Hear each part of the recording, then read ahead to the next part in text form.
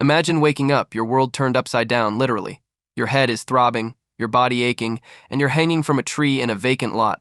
You're covered in bruises, and you can't remember how long you've been unconscious.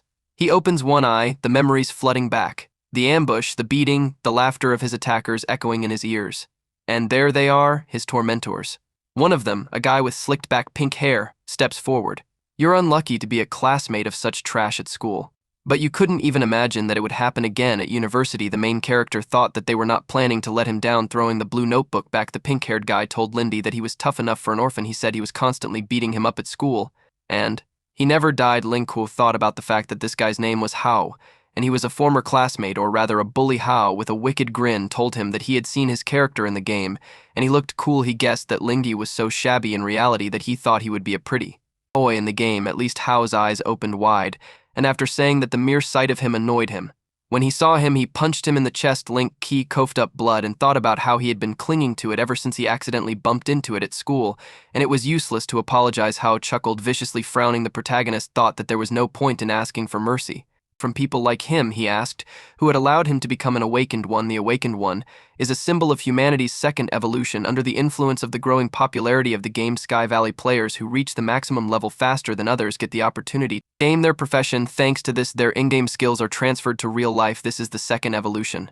The awakening, the younger and stronger the awakened, the more valuable they are to the state. With their superiority over ordinary people and their special privileges in everyday life and education, the awakened become the top of the elite. Hao mockingly shook his hand, and with the blood of trash, the two guys next to him looked at Lingyi in surprise, and one of them said that if he continued to beat him up, he might die. With a threatening expression, Hao turned to him and asked if he felt sorry for him. The guy said in a frightened voice that he was just afraid that if he really died, he might have problems. Hao asked if he thought that if such squalor died, it would somehow affect him. The elite Lin Si was hanging upside down in front of them, bleeding profusely. Another guy noticed the main character's gaze. Lin Si's eyes were calm. Hao was angry, the veins on his face bulging. He shouted that this was what he hated most about him. The Hao skill is a battle cry effect. The power of the battle cry hits the opponent's body and mind. The sound wave from Hao's head rocked the hanging Lin Si. He shouted at him to admit that he was trash, blaring furiously at. He asked why. He could see the steadfastness in his eyes. He shouted that he was an awakened one, and asked who he thought he was. Blood gushed out of Ling's mouth, and he thought that if he had the chance to become an awakened person, it would be different. One of the guys said it was getting late, and it was time to go. The sun began to set over the city, turning the buildings orange. Hao said it was boring, and he didn't even warm up. He added that he would hit him even harder next time. One of the guys started talking about what would happen if they didn't untie him. Hao shouted that he wasn't finished yet and threatened that if he interrupted him, he would hang him up as well. Ling Kuang's from the tree by his feet and thinks that if only he could start over, it would be great. He thought about how that wouldn't happen. Late evening, residential building. Lindsay gets out of the shower, wiping her head with a towel. His body is covered in bruises and abrasions. He looked at the helmet lying on the table with its wires and glowing screens after entering the game. Lindy, as his white-haired game character, shook his head and thought about how he wouldn't be ranked in the top 100 thieves. He walked forward, surrounded by trees, with his head down, and thought about the fact that the intimidating top of the battle power can also not be talked about. He thought that if he had another chance, perhaps he would also become an awakened one. A muscular guy in armor turned to the girl and said that for such quests you don't need to ask for help from outsiders, and they can call their clan for help. A girl with light pink hair, wearing a dark blue robe, was standing with a purple book hovering over her hand. She retorted with a worried face and said that if she hadn't met him, she would have already joined the other players' group. She said that she didn't want to use the clan's help, and decides she had already taken advantage of his offer and hired other players. The armored man smiled awkwardly, scratched his head, and told the girl that as a bodyguard he was responsible for her safety, and there were a lot of crooks and people with bad intentions in Paradise Valley. Opening one eye slightly, the girl replied that she was not a child and could recognize such things. He asked if he had spent a lot to hire the three behind them. The man replied that it was, and said that there was one thief, and most likely this one is the one who is standing near the teleport. Lindy turned to them and introduced himself with his hand on his chest. He said he was a level 120 ghost thief, and they hired him. The grim-faced man said he didn't have to introduce himself because they'd seen his message. He told him that he was only here to fill out the group, and his job was just not to slow them down. Link glared at him gloomily and thought about how he didn't really like to talk. In reality, he wondered why some people didn't know how to watch their tongues. The man was frowning at him. A hooded girl with animal ears and a face wrapped in bandages told Lindy that she had heard that he wasn't a member of any class, not even the Union of All Clans. The main character replied that he was a solo player. The Union of All Classes is a gathering place for the best players, an organization that passes any quest and fulfills all possible requirements. For money, Lang's skills have long been sufficient to join the Union.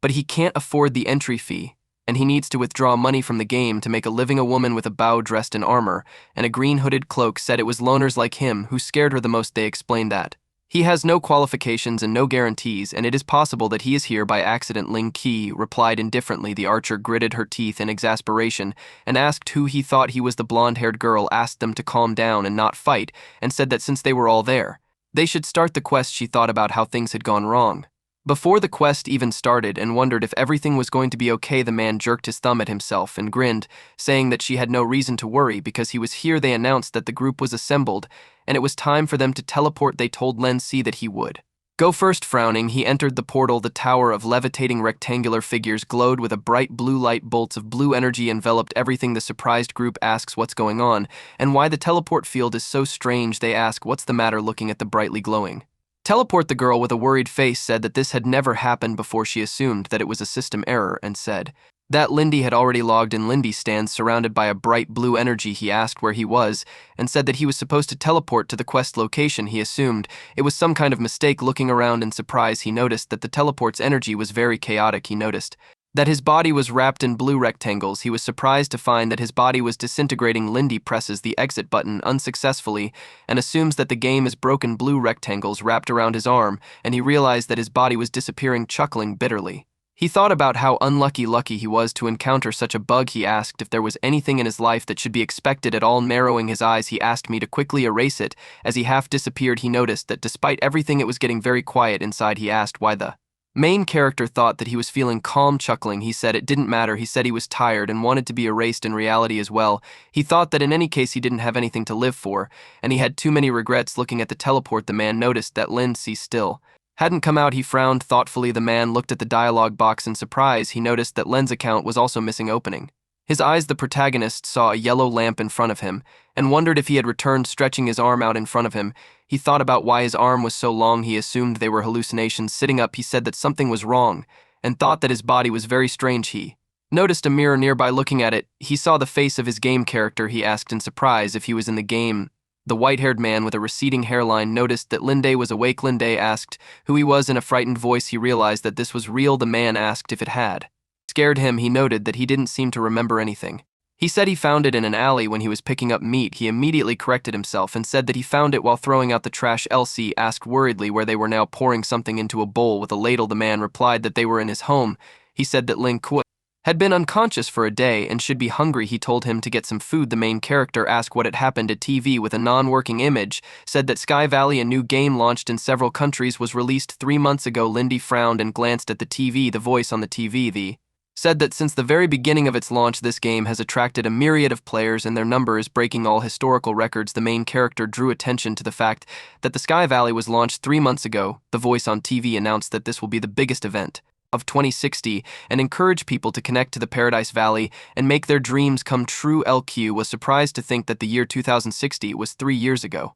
He turned to her and asked her what year it was. He replied that, as they said on TV, it is now 2060. He asked if he was mad from hunger. LQ was shocked to think that he had returned to 3 years ago, and whether the sky had heard his pleas. He realized that he really got a chance to start over. The man asked if he was okay. Ling Kuo was sitting with his back to him, shaking and laughing, grinning. He replied that he felt better than fine. He thought that this time he had goals to get into the top 100 and become godlike like those players, become the strongest awakened, create your own guilt. Frowning, he looked resolutely ahead. Lindy is sitting at the table eating the contents of a bowl. The man shouted at him to eat slowly. Chuckling, he told him not to rush because there was more in the pot.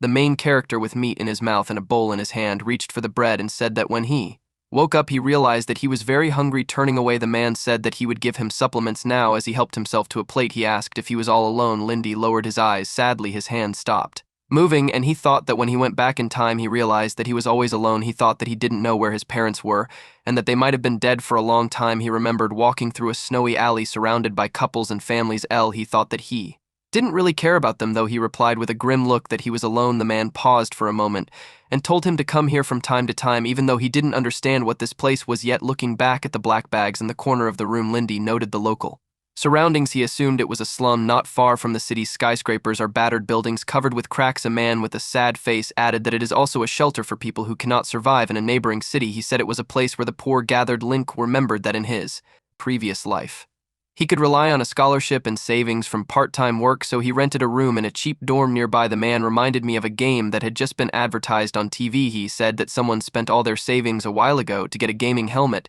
and couldn't calm down because they wanted to buy it. The man looked up and said that it was his son who had passed away not long ago. He said that his son had told him that there was a new game called Sky Valley, and if he became an awakened one, he could make them happy, and said that he was sure that he would make a name for himself in this game. The man said that he really wanted to help get out of here. He asked how it was possible to change reality so easily thanks to the game. He added that he was naive. Linde said that it was indeed possible. Hearing his words, the man glanced at him. LQ rested his hand on the back of the chair and said that becoming an awakened person could change your life dramatically. He said it wasn't a normal game. Frowning, the protagonist said that his son wasn't lying and that it wasn't an exaggeration to say that the Sky Valley was their second world in the future. Tears welled up in the man's eyes, and he remembered his son's words that he would definitely make him happy. He said that the way he talks to him about the seriousness of the game reminds him of his son. Chuckling, he thanked him. He smilingly told Lindy that he seemed to still be studying. He offered to let him live here if he had nowhere else to go. The main character opened his mouth and said surprise and thanked him. The man said that he had something for him, and it was useless to keep it because his son was no longer there. The main character was clearing the plates from the table. The man handed him a gaming helmet. Lin see his eyes rolled, and he realized that it was a first-generation helmet. The man said that his son no longer needs this thing that would make his dreams come true, and it will finally stop collecting dust. He asked the main character if he would let his son's dream live. Lindsay seriously told him not to worry. Frowning, he said that not only would he continue his son's dream, but he would also surpass it. He took the helmet out of his hands. He decided to start now and put the helmet on his head. The dialogue boxes say, create a character. You have chosen a name. Lindy, choose your race and class. Human. Lindy thought that playing as a human was more comfortable. The dialogue box describes the people as indigenous people of the valley. They have balanced physical qualities and amazing wisdom, a weapon that people can be proud of. Humans additionally have 3 wisdom points and 3 perception points. Each level up increases wisdom them and perception by 1 extra point. LQ, looking at the elves' images, thought that he had never really liked elven ears. The dialogue box described the elves translated as the noblest race. They have an elegant and refined appearance, a flexible body, possess ranged and melee weapons, as well as an additional 3 points of dexterity and 3 points of charm. Each level up increases agility and charm by 1 extra point. The dialogue box describes orcs, a warrior race known for its strength. They have explosive power and a strong body. They can withstand a large number of attacks. They have an additional 3 points of strength and 3 points of defense, and each level up adds an additional 1 point of strength and defense. Link Q thought about who he should choose. The advantages of different races can have a certain impact on the choice of occupation. There are 5 main classes: warrior, mage, archer, thief, and priest. Thieves has 3 branches of improvements: a shadow thief that is human and capable of covertly killing. A thief who is an LP is good at speed and agility. If you choose an orc, then such a thief will be good in attacks and confrontations. Linked Key had decided to choose a person because he had played as a shadow thief in the past, and one shouldn't waste the past life's experience. The dialogue box says you have chosen a male person class. Thief, you have acquired basic active skills. Backstabbing, you have 12 extra points, and you want to allocate them to your stats. LQ thought about the fact that the first level gave 12 extra points, but in his previous life he had entered into cooperation with recommendations. In front of him was a dialogue box with stats: strength, perception, def, defense, agility, wisdom, charm. The main character clicked on the confirmation button. He decided that he wanted to be agile in this life so that he could level up faster. The dialogue box announced that the distribution of skills was complete, and he was given clothes for human race. Thieves Linku was wearing black clothes, was shrouded in light and blue rectangles. The dialogue boxes started counting down from 5 to 1. A white city with large blue crystals and a castle. The main city of people is Casa. The dialogue box says, welcome to the Heavenly Valley. When and see shrouded in the blue light, the protagonist thought that he was here again. He thought about how in his previous life he started playing a year after the game was released, and this time he would take advantage of this opportunity. Lindy found himself in a crowd of people. He looked around. People kept coming out of the teleport, and the crowd in front of it was noisy. Lindy thought about how it had only been 3 months since the server was opened, and there were already so many people here. Opening the dialogue boxes, he decided that he needed to hurry up and make a plan. He decided to see who had the highest level right now. He opened his eyes in surprise. In the first place was Dark Scar, level 12 warrior. Dark Scar is a player who hides his personal information. No one knows the details of his identity. He does not join any guild at the same time. He is a person who was invited by all the guilds and is revered as the emperor of the people and the strongest player in the Heavenly Valley. Link folded his arms and said that the Dark Scar in his previous life was always at the top of the list. He added that a professional is always a professional. With a frown, the main character said that almost all the players from The past life's top are in the current top, and some legendary guilds from the past have only recently appeared. He decided that he needed to hurry. Link waved his cloak and thought that in this lifetime he would use experience and become an invincible player that no one could match. As he approached the teleport, he thought that he would become the strongest thief with peerless speed, and he would be like a god in the flesh. Frowning, he thought that he would be the first awakened one. As he entered the light of the portal, he decided to begin his ascent. Monsters fly over the village. Ling Qi walked into the village from the portal and thought that although he had visited this village many times in his past life, every time he was here, he was surprised by the popularity of this place. Novice village in the main town of Casa. The main character is standing on a busy street. One person is shouting about selling equipment for beginners. The second one asks if there is an automatic navigation for missions. Another says that they are teaming up to clean up monsters and asks those interested to respond. Another person asks if there is a kind-hearted person which will show you the way. A muscular man above whom the fourth level is visible surrounded by people tells the first level beginners that they all have one starting silver coin, and he has weapons and equipment for the first level. He announced with a smile that these items were much better than the standard ones, and they would level up much faster. He told them to hurry, because they wouldn't be available again. Above his palm was a yellow dialogue box with a payment confirmation button. He glanced at the crowd. One person asks if the vendor has armor for the warrior, and says it would be nice to have some more protection. Another person asks if there is a staff for the magician. Another asks if he has a priest's robe to increase his wisdom and mana. The salesman replied that he had everything and told them to go through one at a time. Link, he thought about how in his previous life he had also spent dozens of copper coins to buy level 1 thieves' daggers, which had 2 more attacks than a beginner's dagger. The main character recalled how he looked at the newly acquired dagger with a glint in his eyes, touching his forehead with 2 fingers. He thought that now that he thought about it, he realized how stupid he was. The seller happily announced the sale. Link, he closed his eyes and thought that this equipment can be obtained on the 3rd level map, and such businessmen mostly deal only with beginners whose upgrade they don't care much about, and after the 3rd level they disappear. The main character continues to walk down the street, thinking that an early upgrade is not difficult. Village after a player's level exceeds the 5th, they will no longer be able to enter here unless there is a special mission. Lingy thought that it was better to hurry up and level up. He opened his eyes and saw a level 1 elf with pink hair asking someone to bring her along. She said she would be obedient. The guy laughed in response, saying that he would definitely take such a cute elf with him. Another level 1 guy from the crowd shouted if they could add him as well, adding that he would also be an obedient fighter. The elf asked them to add it if they had room and thanked them with a smile. El Ku crossed his arms and thought that the 3rd and 4th level players were especially popular here, and the top level, the 5th level of the novice village, was even more like a boss. A level 5 guy wearing a wizard's hat looked menacingly at the person in front of him and said that he would transfer them to the 3rd level for at least 3 coins. In the valley, players can form a group at the 1st level if the difference in levels within the team does not exceed the 2nd level. So advanced players for cleaning monsters in a novice group are common. In the dialogue box of the team management panel, it says the limit of the current team captain is 3 people. Players of the 1st level can form teams with players up to the 3rd level, and the maximum number of players depends on the level of the captain. Frowning, the main character thought that the main reason advanced players showed up in newbie monster cleaning group was because there were too many missions for newbies. The monster is lying on the ground dead. Above his head is written update. Lingkuo thought of the 1st level crowd queuing up to kill mobs. One person in the queue says that the update time is too long. Another says that his task is simply to kill this monster and asks him to let go. Another one says that this monster is about to upgrade. People behind us are arguing for a place in the queue. There is no fixed storyline in the valley, and countless quests are decided by your own choice. What is most important for the player is to explore the world and develop the character. Leveling up at an early stage is not difficult. The only difficulty is killing monsters, so leveling up is slow. Lindy is standing next to a road sign grinning. He thought that he had a way to quickly reach the 5th level shopping street. Lindy said that there was a rookie shop here. 4 people are standing in front of a shop counter discussing a cute NPC girl.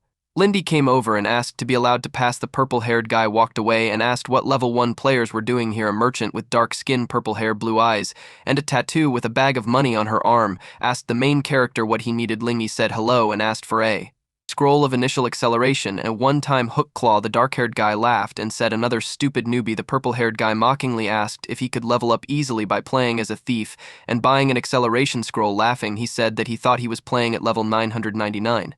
With only 1 dagger, he added that these 2 things appear to have exhausted his initial funds. The guy reached out with a sneer and said it's better to give them to him and he will take him to the next level. The merchant handed him a scroll of initial acceleration and a one-time claw hook. Though the merchant clapped her hands with a smile and announced that it was worth 90 copper coins. She waved after the main character, wishing him well. Lin C raised his hand without turning around, and thanked him. The purple-haired guy pointed an irritated finger at him, saying that he was a fool, and didn't even listen to them. The dark-haired guy mockingly told the protagonist to hurry up, calling him a level 1 fool. Link asked them how long it had taken them to reach their current level. The purple-haired guy replied irritably that he had spent 15 days to get the 3rd level. He asked if he thought it was so easy for a newbie to kill monsters. The guy in the helmet replied that he had reached the 3rd level in 13 days, 4 days per level. He said that his speed was not bad because many people stay at the 1st level, even for 10 days. Turning around, Link calmly said that he understood everything and they would still be in the novice village in the next day or two. They looked at him in disbelief, and the purple-haired guy asked irritably what he meant. The main character waved his hand and said that they would see each other in a day. The sun is setting on the village. He thought that they would soon understand. Lindy goes to the rock and says that he remembers that it is here sunset over the mountains of the main city of Casa. Sunset Peak, located in the northeast of the main city of Casa, is magnificent and continuous. It's called Sunset Peak because the peak rushes straight up into the sky and seems to connect with the sky and Earth, so that even the sun doesn't touch the edge. The main character looks up, shielding his eyes from the light with his hand. Looking around, he thought that there would be fewer people here because there were fewer missions in the initial stages. Ling Qiu grinned and thought that there were fewer people, so there was no chatter and he could level up comfortably. He noticed a group of people at the side. The guy with the short brown hair says he's accepted the mission too, and it seems the conversation automatically starts the quest. The guy with the elf ears replied that he had talked to an NPC named Old Man at Sunset. The short-haired guy replied that it was unknown what this NPC wanted. He said the conversation triggers a 10-minute time-limited task. He wondered how they could reach the top of the peak in 10 minutes. The hooded guy with animal ears said that it couldn't be done in 20 minutes, let alone 10 minutes. He added that everyone's level is low right now, and the speed bonus is too low. He said that the first half of the mountain is fine, and there is a road there, and there is a rift halfway up, so they need to go around the other side to continue climbing. He said that the passage will take at least 6 minutes, and if there is no road it will be even more difficult to climb. The pink-hair elf agreed with tears in her eyes that if you didn't get around it you would become a puddle. Waving her arms, she said that she also jumped once, thinking that there would be some hidden platform, but just fell to her death. The guys furiously shouted that this mission was disgusting, asking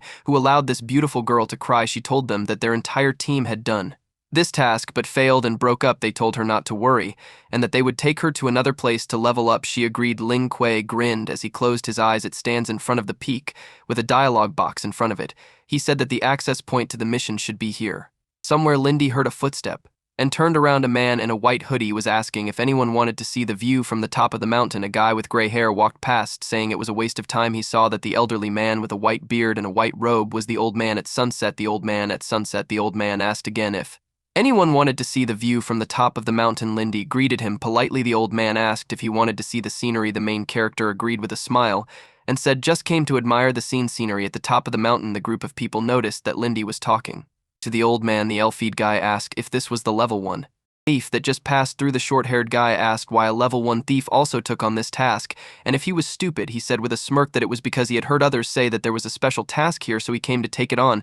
He added that there is nothing to say about his level and strength, and said that there really are brainless players everywhere. The elf exclaimed in displeasure that this kind of task can only be completed at a high level, and instead of wasting time it's better to fight monsters fairly and improve. She said she was sorry for her death and the time she had wasted. The elf-eyed guy with a smirk suggested waiting until he looked like a fool after failing the mission. Lindy stands with one hand on the ground, shrouded in purple light. The system notification says request from the Old Man at Sunset. Do you accept the mission of climbing to the top? The time limit is 10 minutes and the countdown starts after the request is accepted. The main character thought that he had all 12 points in the skill of dexterity. Just for this task, he decided to try to maximize his physical agility and speed bonus this time. Frowning, he thought that this was a special mission, and in his previous life he had tried to complete it countless times.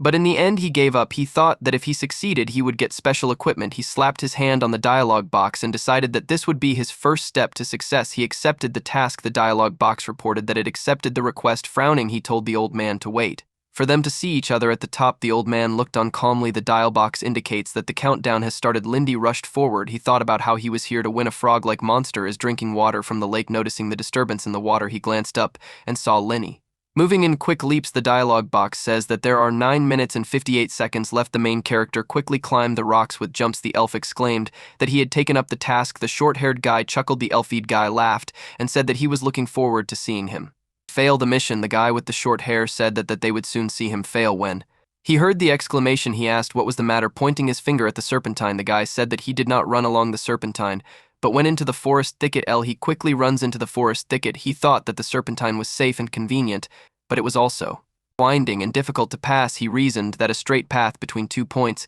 is the shortest, and a path along a serpentine will be several times the distance between 2 points. Frowning, he thought that the reason why no one walks in the undeveloped forests is because the system randomly creates monsters in the dense forest. A big mouthgrass monster. Link Q thought about how in his previous life he had learned the fastest way to the top for a thief and had run this road countless times, and these big mouthgrass monsters are the secret solution to quickly reach the top. Several large mouthgrass monsters leaped out of the bushes. One of them lunged at the main character, opening its mouth wide. The dialogue box described big mouthgrass monsters, the most common annoying little monsters in the mountain thicket.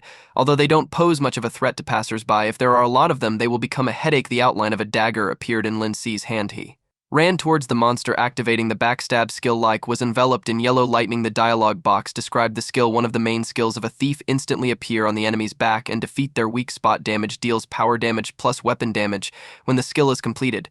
Consumption 30 mana. Range of action 1m. Cooldown time 20 seconds. Lindy stabbed the dagger behind the monster's back, and an inscription appeared above the monster's head stating that it had taken 13 points of damage. The dialogue box reported that the backstab was 80% complete. The main character, grinning, thought that this was the main point of his ascent. The dialogue box says that there are 9 minutes and 40 seconds left. Linku decided to cut down on the passing time by throwing backstabs. He was running towards the monsters coming out of the bushes. The dialogue box says that there are 9 minutes and 30 seconds left. The dialogue box says you have caused a lot of hatred among the big mouthgrass monsters. Many monsters behind the main character rushed at him in an attack. The dialogue box says that there are 9 minutes and 20 seconds left. Lindy noticed with a smile that the backstab was ready to be used again. He stabbed the monster in the back with his dagger, shouting for the others to come out to him. Lindy continues to stab you in the back every 20 seconds. The guy asked his group how long Lindy could last. He said that he chose the forest thicket and so would definitely encounter many monsters along the way. The elf raised her index finger and said with a smile that she didn't think it would last a minute. The boys looked at her fascinated. The guy in the green hood said she was very smart.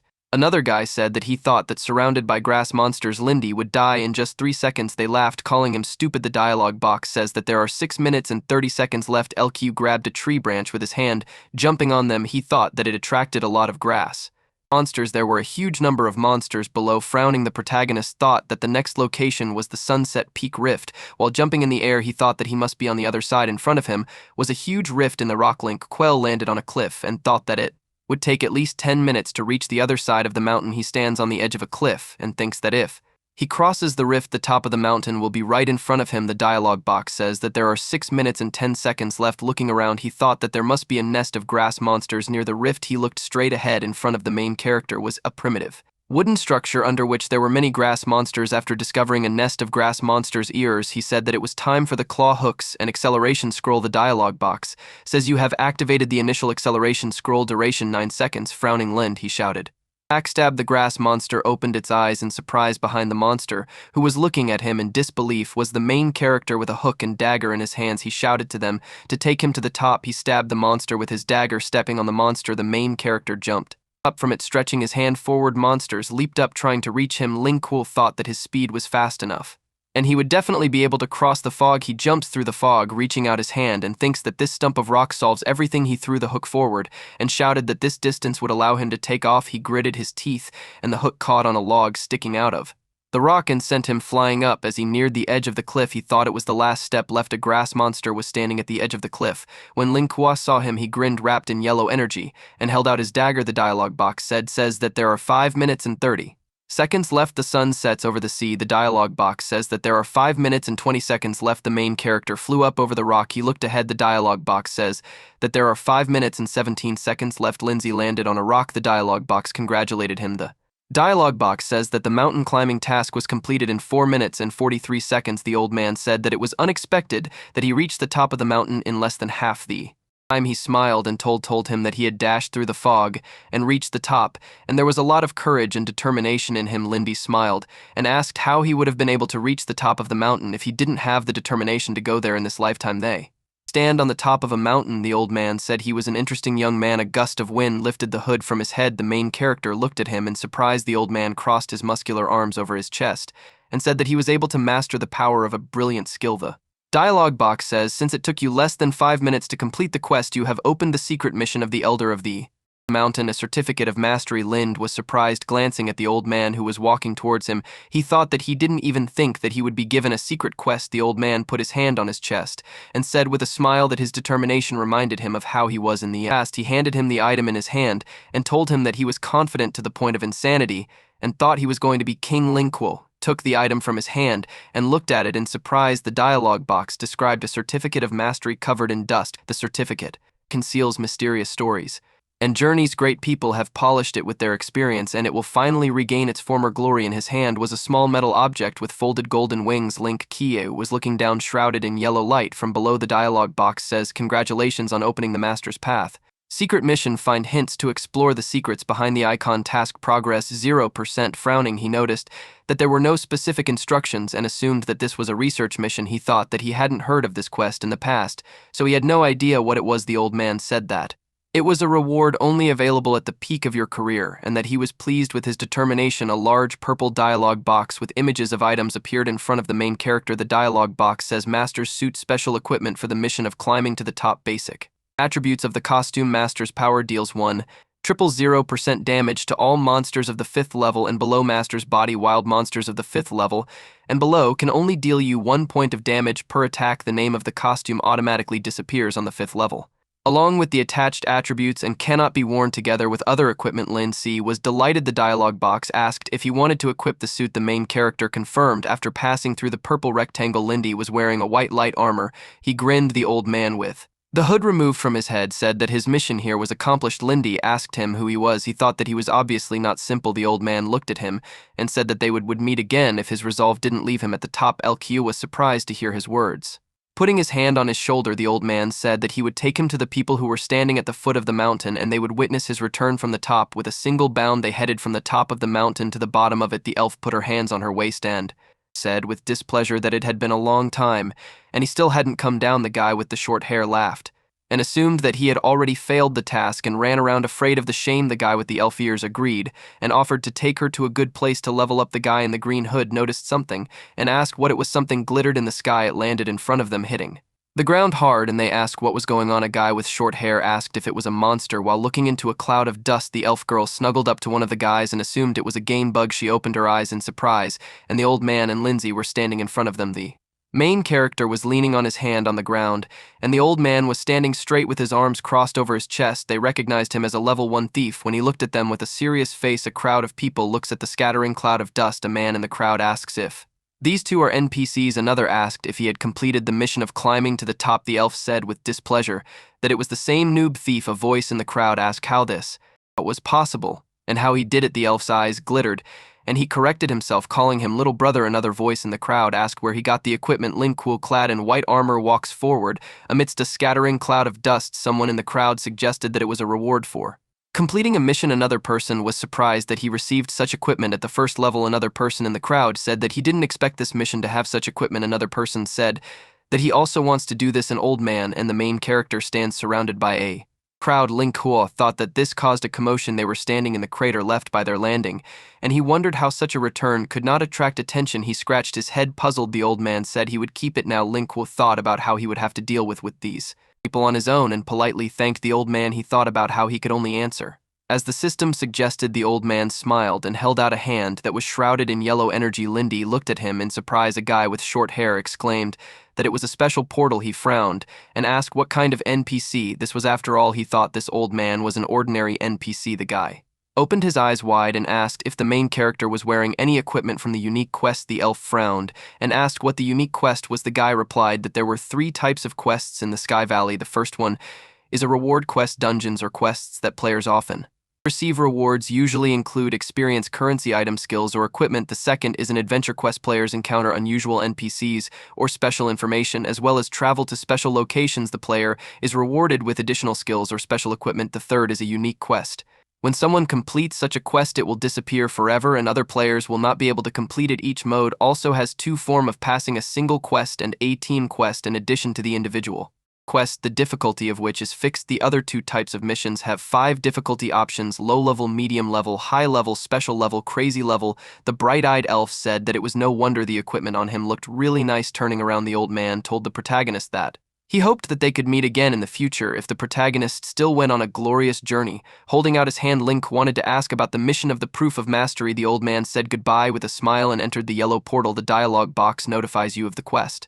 Update: the portal closed in front of Lycée, and he thought that the old man had called him a great candidate. A level, closing his eyes and frowning, the protagonist decided that it was more important for him to raise his level. Now the elf crept up behind him quietly. She called out to him, and Linde opened his eyes. He found a female elf standing right in front of him, telling him how cool he was. He asked in surprise if something had happened. She asked what kind of equipment it was and said it seemed powerful. She gave him a pleading look and asked if he could level her up. She added that he looks like a master. Len Qua blushed, thinking that she had scared him, and noted that she was cute. The guy stomped his foot furiously, asking if she hadn't just asked them to level her up. He furiously asked if Lin Seal just completed a unique quest. The other guy cursed, pointing a finger at him furiously. The short-haired guy gritted his teeth and threatened to kill him at any moment. The elf woman shouted angrily at him, asking why he didn't complete the task himself if he had the chance. He furiously asked her why she was running from one person to another asking for a level up. Opening the interface, Lindy said that it looked like he needed to hide his equipment and personal information so that it wouldn't cause trouble.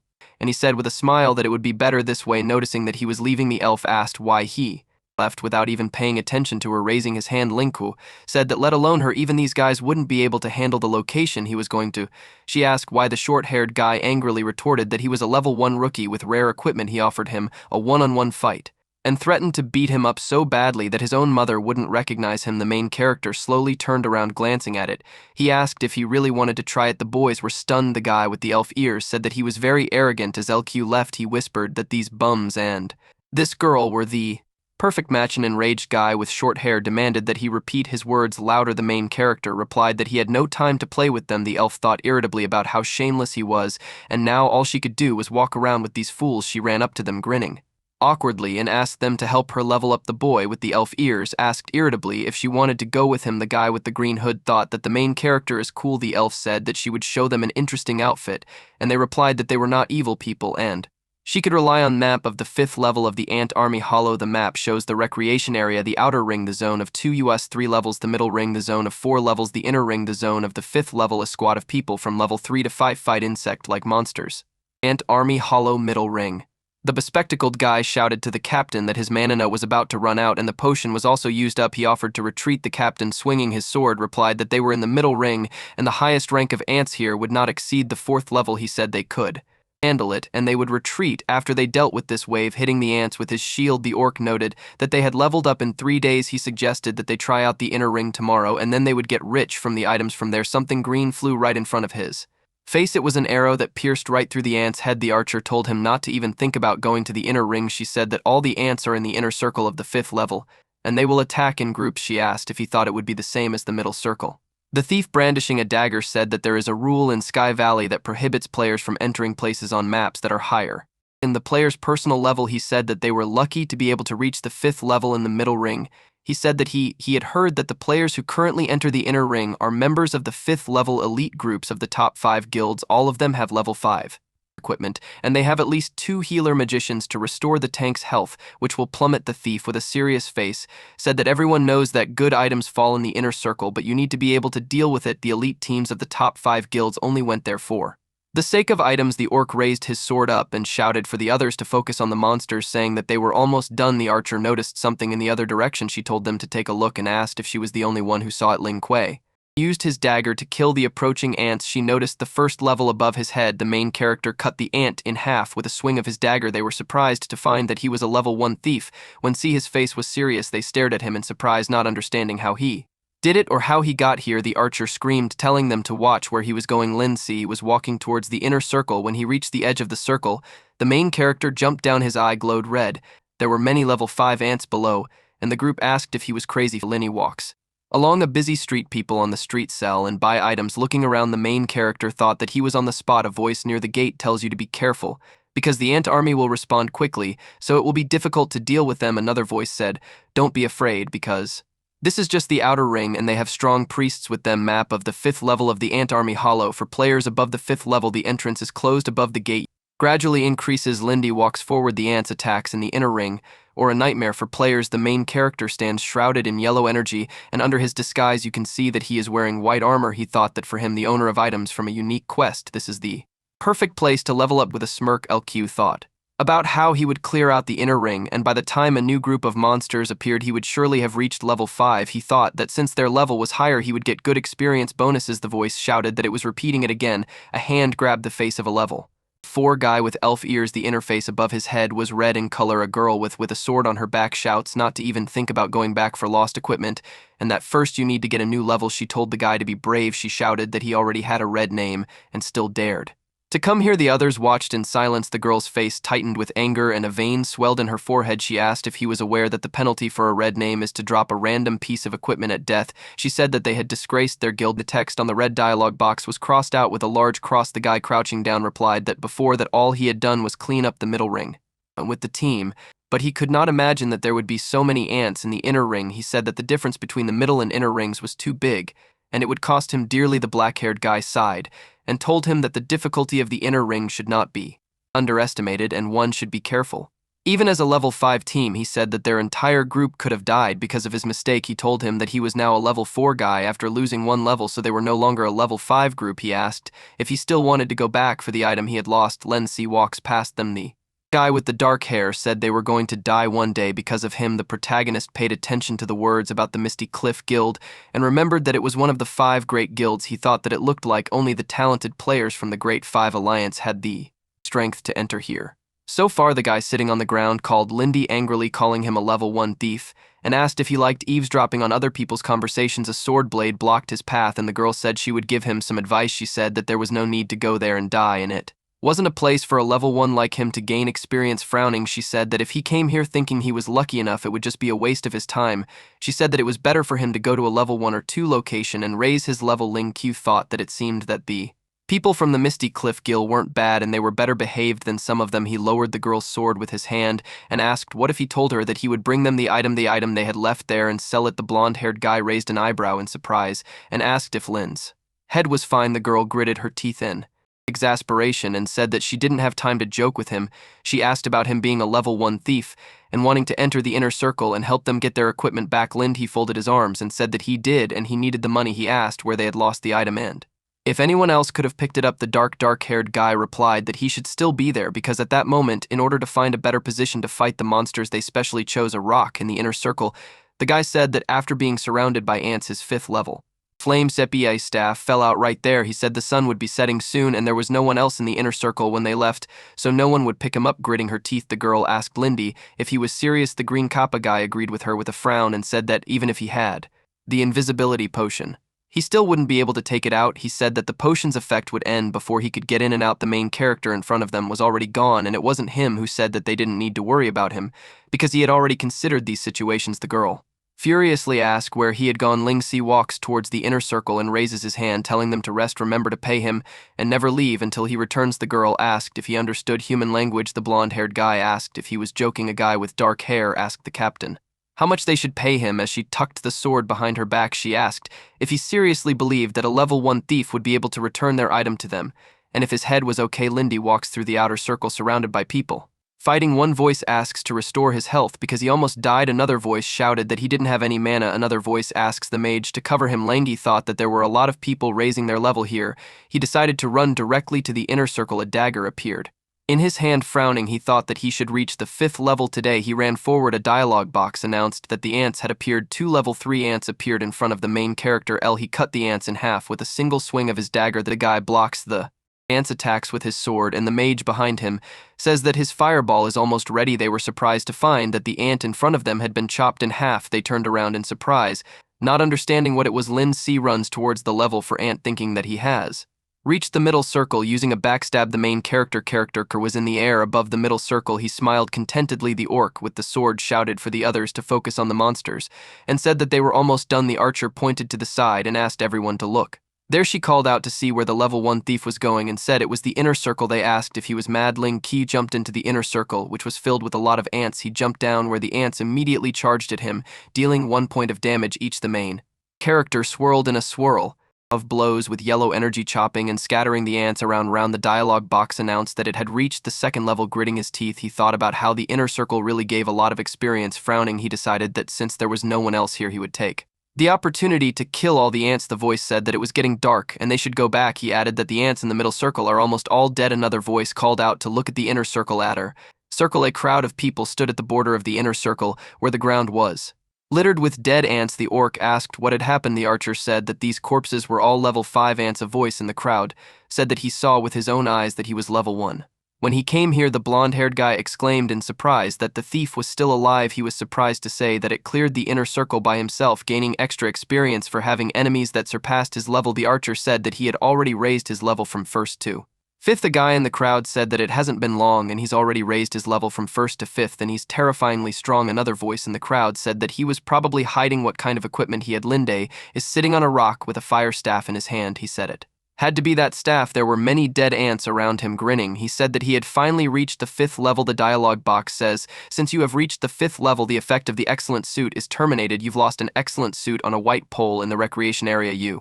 The captain called her group to follow her and said that it was getting dark and it was time to pack up and leave. She said that even they would find it difficult to fight the ants at night. The blonde-haired guy retorted that Lee hadn't returned yet and there was still a possibility that he would return his staff. The girl frowned in annoyance. She grabbed his collar and said that she was warning him once again that even if their guild was ranked 3rd, it was still one of the top guilds. Holding him by the neck, she forcefully pressed him to her chest and asked about how, omitting the fact that he had lost his equipment, he expected a level 1 novice to return the after him. She asked him if he was ashamed. Pale and trembling, he agreed and said he couldn't breathe. The captain released him and folded her arms across her chest, telling him to wipe the expectant look off his face. The guy with the dark hair looked at them and thought that he also wanted to lose his equipment and get such a punishment. The blonde-haired guy was holding his neck, clearing his throat, and said it was hard not to believe in him because of the look in his eyes. When he said he would return the staff to them, he recalled Lindsay's calm expression. The captain protested that she thought he looked like an fool. She asked what the 1st level could do. People nearby were discussing Lee See. One guy said that he hid his personal information, but he raised his level from 1st to 5th in one goal. Another said that the Sky Valley forum was exploding with comments. The bald guy said that he had never seen anything like it since the launch of this game. The guy in the green hat noticed their discussion and told the captain that something interesting was going on here. There were several topics on the forum about how Ling Si had cleared the inner circle by himself. The captain said that she had only just noticed that everyone who had returned from the inner circle was talking about it. She asked what had happened there. A guy in the crowd pointed his finger forward and said he thought it was him. The guy next to him agreed. The captain turned around and Ling Qi was standing behind her, covered in the blood of ants. He held their staff in his hand and asked with a smile how much they were willing to offer for it. The captain was surprised to recognize him as Lindy and was surprised that he had already reached the 5th level. The main character said that even if they don't recognize it, they should recognize this staff. The blonde-haired guy exclaimed that it was his staff and he actually returned it. The captain asked how he had reached level 5 in one evening. Link replied that he was just clearing out the ants in the inner circle. He said that it gives a lot of experience because of the high level of monsters, not to mention the number of them. He added that if they had special equipment, they would also be able to. He handed the staff to the blonde-haired boy, who happily thanked him. He said that he only had 3 silver coins and he was giving him all of them. Frowning, the captain thought that even putting aside the question of where he got the special equipment, he still needed to have sufficient technical skill to face such a terrifying army of ants. The dialogue box announced that he had received 3 silver coins. Lindy said that it was a pleasure to deal with them. The blonde-haired boy was hugging his staff lovingly. The captain asked Lindy to wait and asked if he had already joined the guild. She said that they are one of the 5 main guilds. Misty Cliff, a guy in the crowd, said that he really wanted to ask him to add him as a friend. The captain called out to him that if he was interested, she could recommend him to the guild head so that he could pass the entry test. Early LQ thought about joining a guild that he couldn't even touch in his previous life, the Misty Cliff Guild. In the protagonist's previous life, it was also one of the 5 main guilds. When he started playing, these guilds were already full. Players were proud to be part of 5 large guilds. In his previous life, Lindy had spent 2 years trying to reach the maximum level. After unlocking the pet system, the time it takes to level up is noticeably reduced, thus becoming a member of one of the top 5 guilds is something to be proud of. In his previous life, his only goal was to reach the maximum level, so it only took him 2 years. One reason for this is that unlocking the pet system significantly reduces the difficulty of leveling up. Another reason is that he completely ignored things like advanced equipment and special missions. Thus, after studying countless player manuals and finding a way to level up that was most suitable for him, Lindy managed to reach the maximum level in a short period of time, especially because he is relatively good at games, because he can start earning money for existence only after reaching the maximum level. In the past, joining a guild was something incredible for him. With a wave of his hand, Lindy thanked him for the offer and declined waving his cloak. He thought that he would definitely join the guild sooner or later, but it was up to fate to decide which one. He decided that now he needed to get the right set of equipment. The main town of Casa, the village of beginners, people surrounded Ling Si, asking him to help them level up or join their group. The brown-haired girl asked if he needed a healer and said he could be a tank. The main character apologized and said that he didn't have time to help them. He thought about how the 5th level really made others treat him bad. The guys are standing near the counter of the store. The guy in the helmet asks if they think the thief they saw earlier in the day will come here again. The purple-haired guy said he was even waiting for him to come back. He said that he was acting presumptuously, not even understanding the complexity of the Heavenly Valley. The guy with the dark hair said he didn't think he was coming. He asked why he would come back just to embarrass himself. Lindy said that they were still here and asked why they hadn't gone up a single level. The boys glanced in his direction. They were surprised to realized that Lee was standing in front of them and found that he had reached the 5th level. The main character said that they met again. They exclaimed that his level had risen very quickly. Lin Si walked over to the counter. The merchant asked what she could do for him. This time he replied that he wanted to sell some items. The dialogue box asked if he was sure he wanted to sell all 12 selected items. The dialogue box says exchange successful. You have received 30 silver coins, 66 bronze coins. Links, he thought about selling the unwanted items and preparing for the next target. He asked for 20 in hand, incendiaries, and 3 simple invisibility potions. The dialogue box announced that he had received 20 incendiaries and 3 simple invisibility potions. The saleswoman winked and thanked him for the purchase. She said that all the items were moved to his inventory. Link Kyu decided to buy temporary weapons from an arms dealer in the neighborhood. The gun salesman, showing off his muscles, asked if he needed help. Peeking out from behind the counter, a female insect stands in the dark, surrounded by ants. In Ling's previous life, players discovered that there was a nest near the ant army's hollow, and it was an unmarked checkpoint, the Ant Queen's nest. After clearing the Ant Queen's nest, the level 5 dungeon will be upgraded, and the hidden dark forest dungeon will appear. This was also discovered by players 5 months after the launch of Valley, and all this is required in order to get the strongest set of equipment for a thief up to the 10th level in the Dark Forest. Ants Lingku thought that there were a lot of ants here, but in his previous life, after many attempts, the players found a dishonest way to quickly get past the ants. The main character drank a purple potion. The dialogue box says simple stealth potion activated. The user will become invisible. The higher the enemy's perception, the easier it will be for them to detect the user. Effect duration 9 seconds. Frowning, he decided to proceed with quick leaps. Lindy made his way down the rocks past the ants. Another invisibility potion appeared in the protagonist's hand. The dialogue box announced that the effect of the simple invisibility potion had ended. The ant was surprised to find that a running Link had appeared in front of it. Lindy disappeared before his eyes, and a dialogue box announced that the simple invisible the ability potion had been activated. The ants opened their toothy mouths angrily. The dialogue box drew attention to the fact that it attracted the hatred of a large number of his teeth. Lingkuo thought that this was the last potion. He runs away from a crowd of angry ants. Seeing the silhouette of the Ant Queen in front of him, he thought that he had almost arrived at his destination. The Ant Queen was a woman with green hair above her waist, and below her waist a huge insect with a separate mouth. Lingkuo thought about how he had finally met her. Frowning, he noticed 2 ants jumping on top of him. He thought about how now he just needed to use the ant sphere of fire. He threw several Molotov cocktails in front of him. The ants were standing in front of a wall of fire, and some of them were burned in it. Ants are vulnerable to fire, so fire attacks have a damage multiplier. Lindy was separated from the ants by a wall of fire. He thought about how even though the queen ant has a lot of health, it doesn't have any attacks, and its entire existence is to endlessly create ants to protect it. He thought that the ants were now separated by a wall of fire, and the ant queen was completely useless. Gritting her teeth, the queen called him a vile man holding 6 Molotov cocktails in his hands. Lin said that it was better for them to fight one-on-one. With a sinister smile, he told her that it was her fault for being such an easy target. He told her not to blame him for being mean. LQ said that the incendiary mixtures he had prepared for her would be more than enough for her. The Ant Queen frowned and cursed, the veins on her face bulging. She screamed loudly. The dialogue box congratulated the main character on killing the Ant Queen.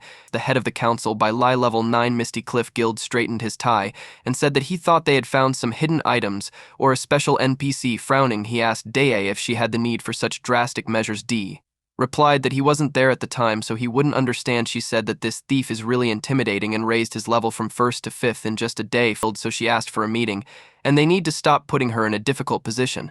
Tiana told her that if this thief is as good as she says, then she should invite him to take the guild entrance test. Spreading her palms out, she said that the game hadn't started so long ago, and there were too many people willing to join the guild and he would get his chance. Dea, scratching her head, agreed with her and said that she was excited because she wanted him to be in her group. Tiana said that she understood everything. Dae thought that Tiana was very beautiful and gentle no matter what she did. She thought that it was rare to see a beautiful female beastman like her. Tiana was smiling, wearing a large wizard's hat with a red bow that revealed animal ears. They found a dialogue box with a universal alert. The dialogue box says a player who hid his personal information has cleaned out the queen's nest and attracted the hatred of the insect tribe. The dialogue box announced that the hidden location of the 5th level dark forest was opened. I was surprised by the hidden location of the 5th level. Wasabi K exclaimed in surprise that he had cleared the area alone and asked who this incredible player was. He said that according to the announcement, it was after clearing the queen ant's nest alone. He said that the player was a professional and asked what guild he was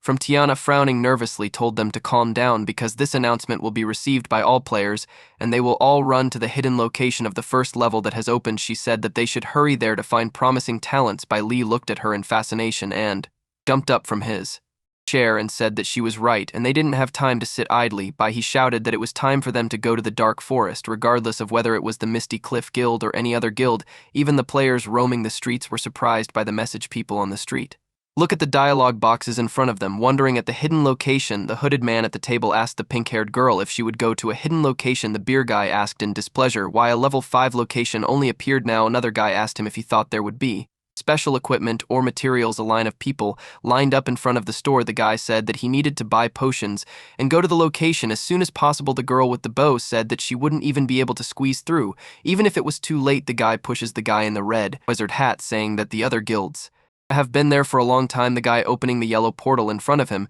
said that opening the portal takes time. The other guy was surprised at what kind of godlike professional had cleaned out this location. Countless conversations of players were on every corner and everyone was excited about the location that had just opened up. Dark forest entrance to the location, surrounded by people. A huge white crystal floated in the air. As Link Kua was leaving the teleport, he said that he had arrived. Noticing the people, he thought that as expected there were already plenty of players here. He remembered that this quest was a special team task and there would only be more and more players. The guy asked in surprise that there are no restrictions on the difference in level. The guy running after him said that it was and told him to hurry up and follow him because players of level 5 and below can enter and his companions are waiting for him. Lindsay thought that as he remembered, since the dark forest is a hidden location, there should usually be special conditions or rules, but this time the condition is to allow teams to have no limit on the level difference. The only restriction is that players above the 5th level will not be able to enter the location. The guy urged his companions to pass the lowest difficulty to quickly take out some items. Turning around, Link Kuo thought about how he had already prepared all the items and equipment for his group,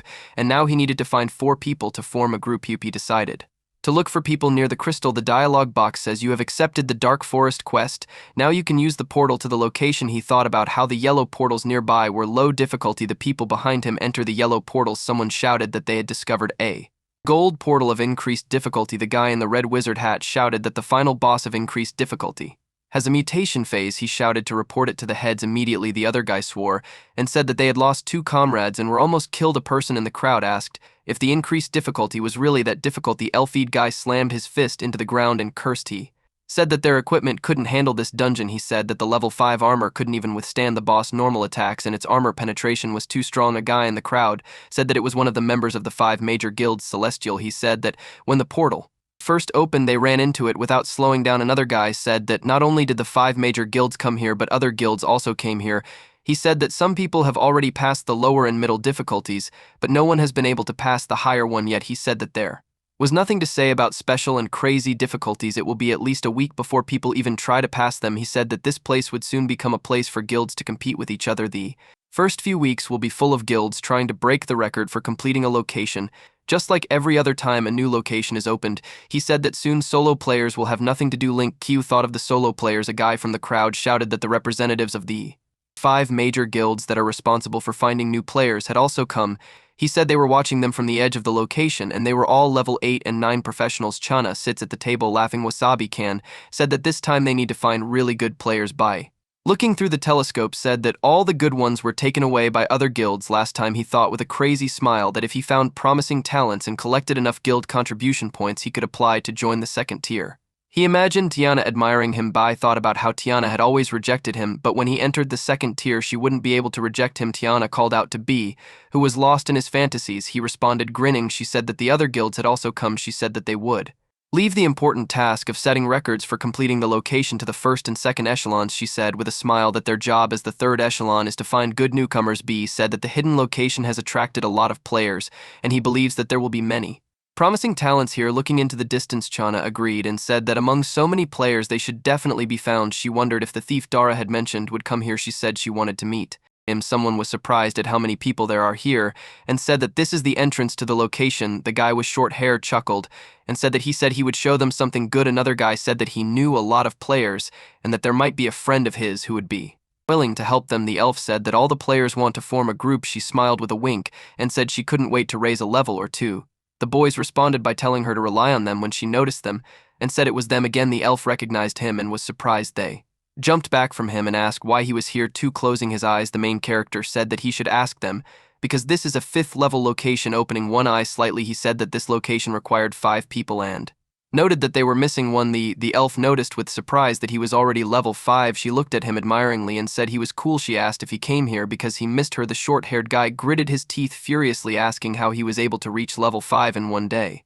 The guy with the elf ears sighed wearily, and the guy in the green hood thought that he was cool. Lind, he asked if they wanted to go through this location and said that he would help them pass it. He thought that if he was looking for other people he would have to spend his time explaining. They exclaimed in surprise if he really wanted to help them. The guy with the elf ears said that he should know that he shouldn't rely on luck when completing locations. Lindy asked if they wanted to go through the location or not. Gritting his teeth, the elfied boy asked if he was confident that he could pass it.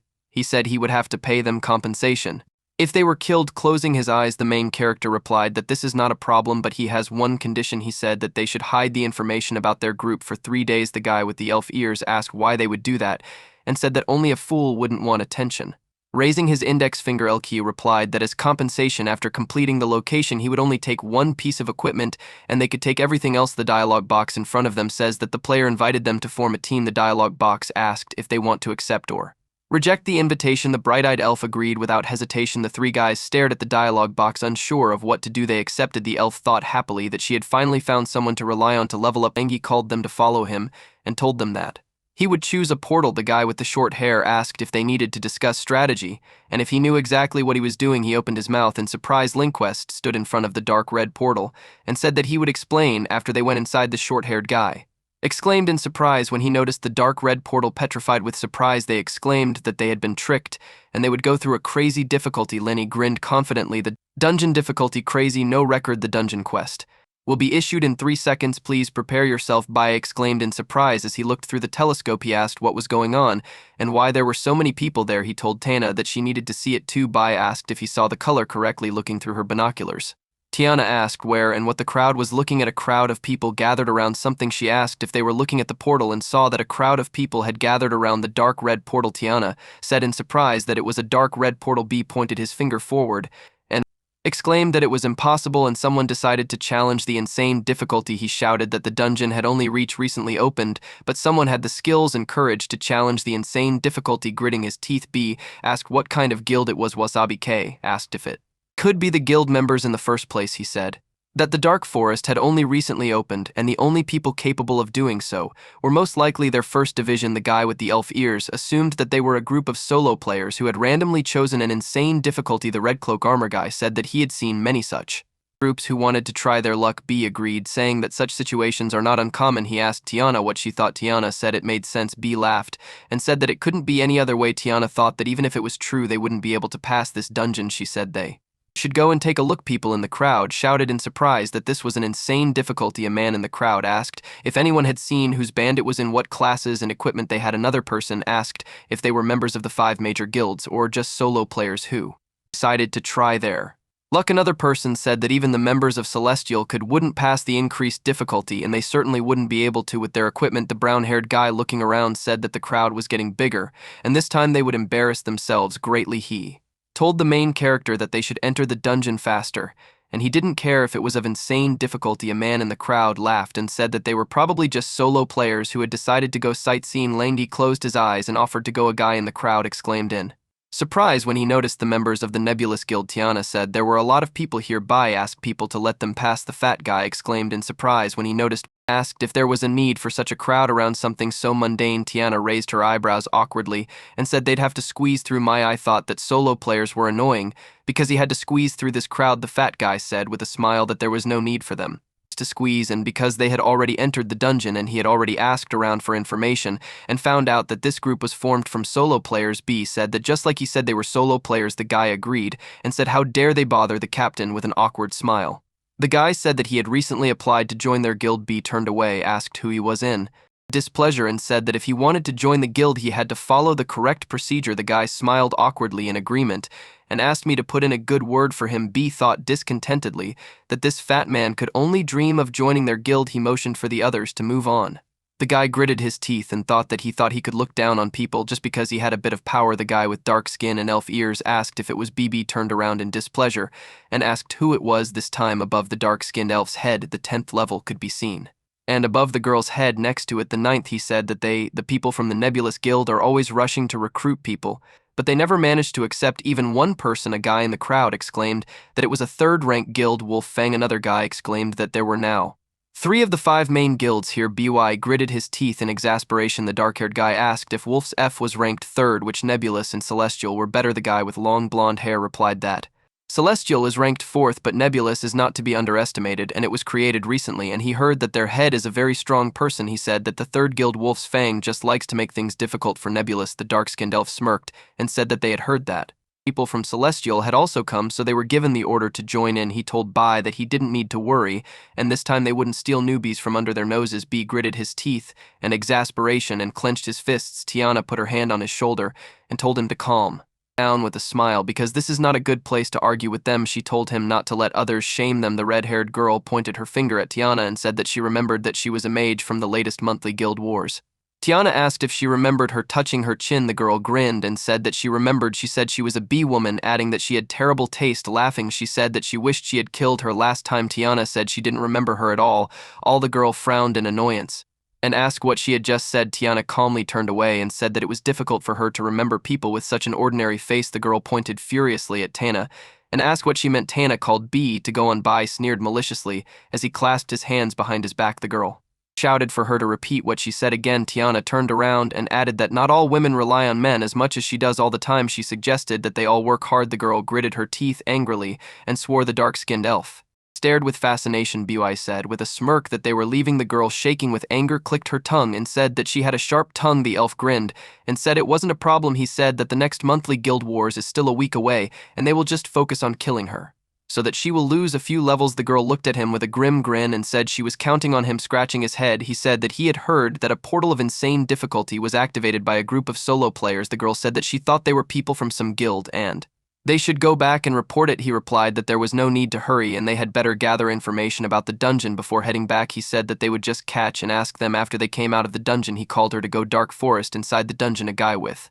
short hair was pointing angrily at the main character, shouting if he was crazy because it was a scam. He asked if he knew what crazy complexity meant. The guy with the elf ears folded his arms and said that even the people from Celestial couldn't pass the increased difficulty. The guy in the green hood said that this dungeon is big. The elf said that she would definitely be able to level up here. The guy with the elf ears asked if he had brought them here to feed the monsters. The guy with short hair shouted that he didn't understand anything after all, and he was just lucky enough to somehow get the 5th level, and now he thinks that he is an immortal. The main character stood with his back to them, looking at the game interface in front of him. Turning around, he asked if they were done complaining. He said they would attract bug monsters if they kept yelling. Ling Si added that the artificial intelligence in this game is quite advanced. A guy with short hair asked what they would do. He asked if they would get out of the dungeon and said that he should know that death takes away experience. The elf protested that they were only teaming up. She thought irritably that she was level 1 and she wasn't afraid to lose experience. She wanted experience and no one was allowed to go out. The main character calmly said that he had already sent them items and they would be able to get them through the group interface. He added that it was an equipment that he had chosen based on their classes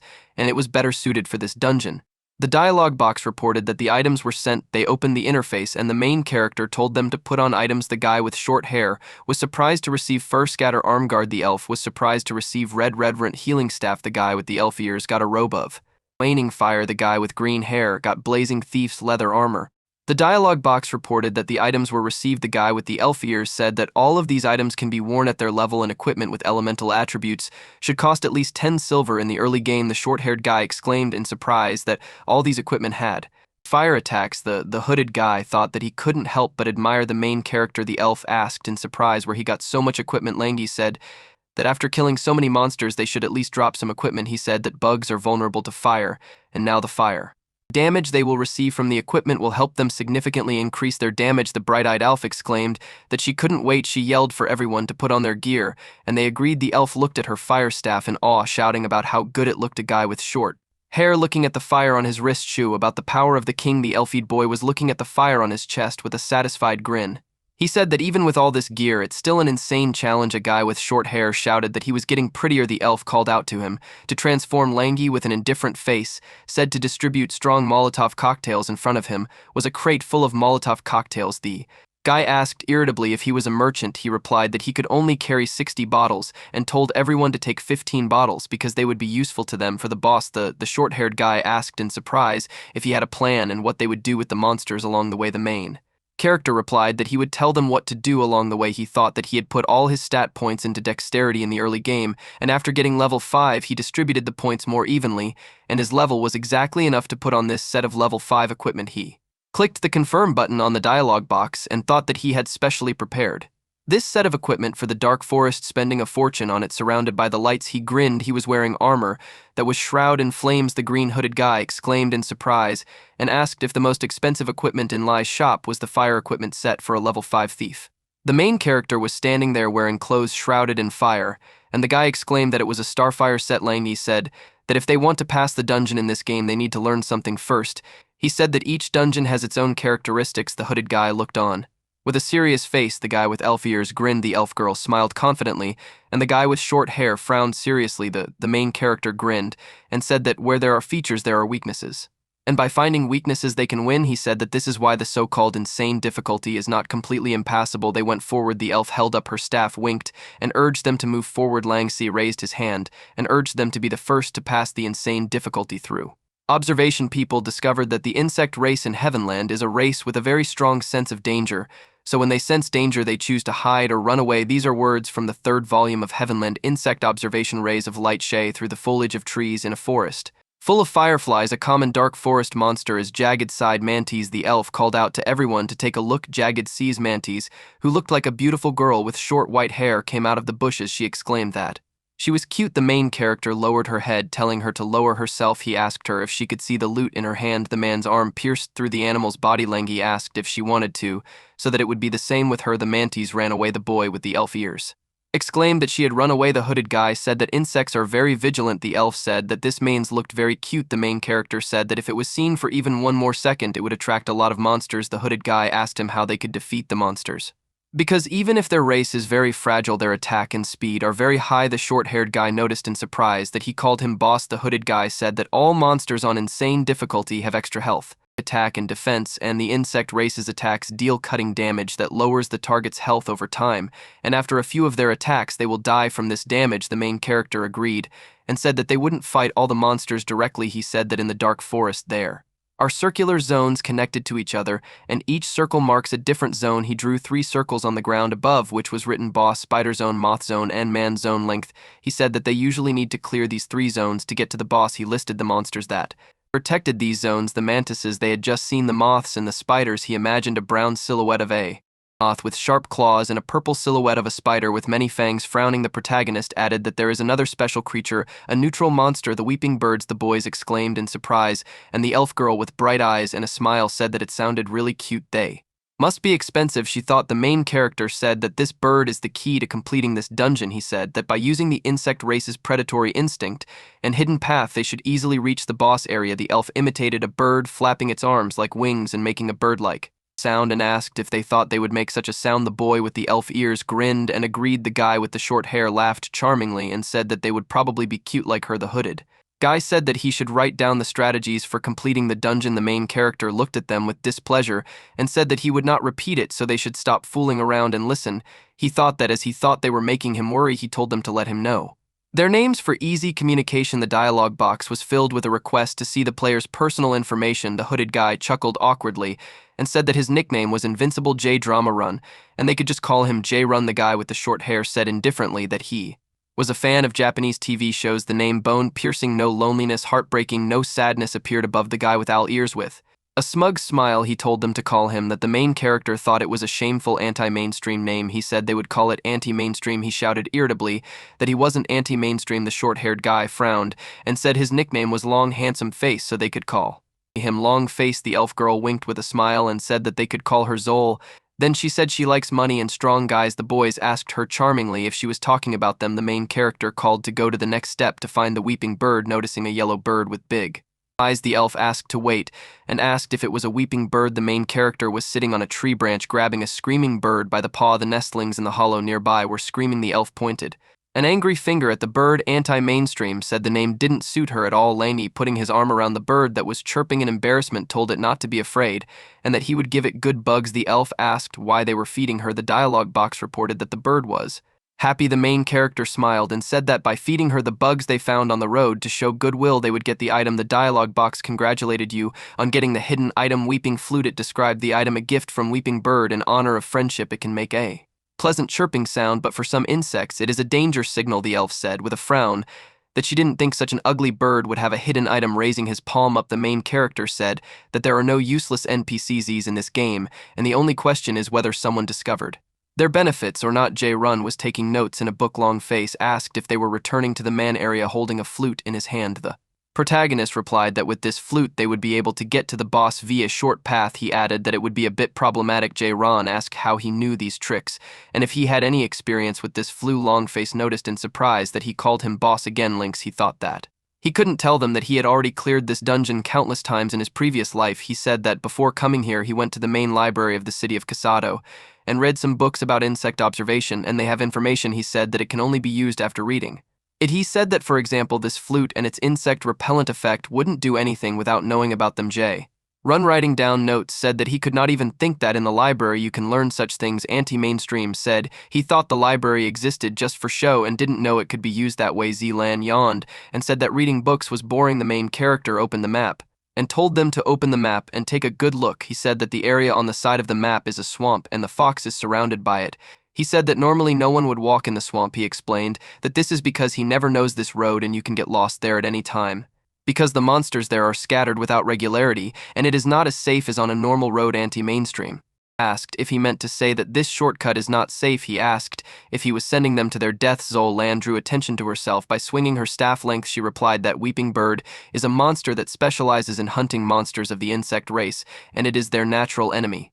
And the flute is able to make their sound striking terror into insects. Zolan happily raised the staff on her head, exclaiming that they had obtained the items and a shortcut. She urged them to move on, looking at the swampy slush under her feet with the displeased face. She asked if this was the only way. She asked what the shortcut was. Zolan raised her staff and shouted in displeasure, "Why are they forcing such a beautiful girl to walk through such a swamp?" The anti-mainstream noticed with displeasure that his magic robe was soaked. Long Face said it was hard for him to walk as if he was dragging a huge rock behind him. Zolan shouted in displeasure that he was all dirty. The main character with a flute in his mouth asked if they wanted to go back and fight the monsters. Glancing at them with a frown, he said that if they didn't want to pay such a small price, they might not even think about going through the insane difficulty. He told them to be quiet and follow him because they were entering the monster zone. Zealand sighed and said that her dress and feet were wet. She opened her eyes wide, noticing something. There were several huge spiders in front of her. The main character told her to be calm. Anti-mainstream gave the spiders a startled look and said they had a terrifying aura. The spider opened its mouth, baring its teeth above his head. It was written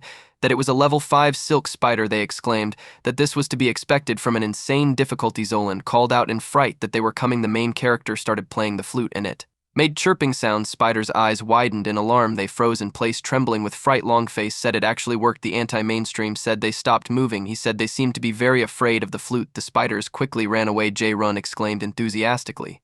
Anti-mainstream said he couldn't have imagined that these birds were so useful, and all monsters of insane difficulty are afraid of them. He said they were their natural enemies for a reason. Frowning, the protagonist told them not to relax and quickly follow him. He said that this shortcut wasn't easy. They were completely relying on this flute, and if they got lost they would be attacked by all kinds of monsters in this dungeon. Many different monsters were perched on the branches above them. Zolan said it was scary and they needed to get out of here as soon as possible. Looking up, Long Face said they were sitting on top. The main character said that this is the price for a short trip. Once on the ground, he said that they had arrived and the area was safe. Climbing out of the swamp, Zealand said that her entire body was covered in slippery mud. W Face blushed and asked if she needed help. The dialogue box says, "You have selected the body cleaning function. You will become clean and Sparkly Longi said that everything went quite smoothly. Eslan exclaimed in relief that they were finally on dry land. Longface said that. Even though it was a short trip, it took them half an hour. The main character asked if they thought it wasn't worth it. Longface turned around in surprise. The dialogue box says, "Exploration successful. You have reached the dungeon boss's portal." In front of them was a huge dark red portal. Longface exclaimed in surprise that they had already arrived at the boss portal. The main character thought that this portal evokes memories. Anti-mainstream said that all of these monsters previously were very scary. He asked if they were really going to fight a boss of insane difficulty. Longface asked in fright if he had read anything in the library like The Secret of Clearing a Dungeon without a boss fight. Grinning, he replied that they would have to use real skills to defeat the boss. Solon looked at him in surprise. They entered a dark red portal. On the other side of the portal was a huge monster.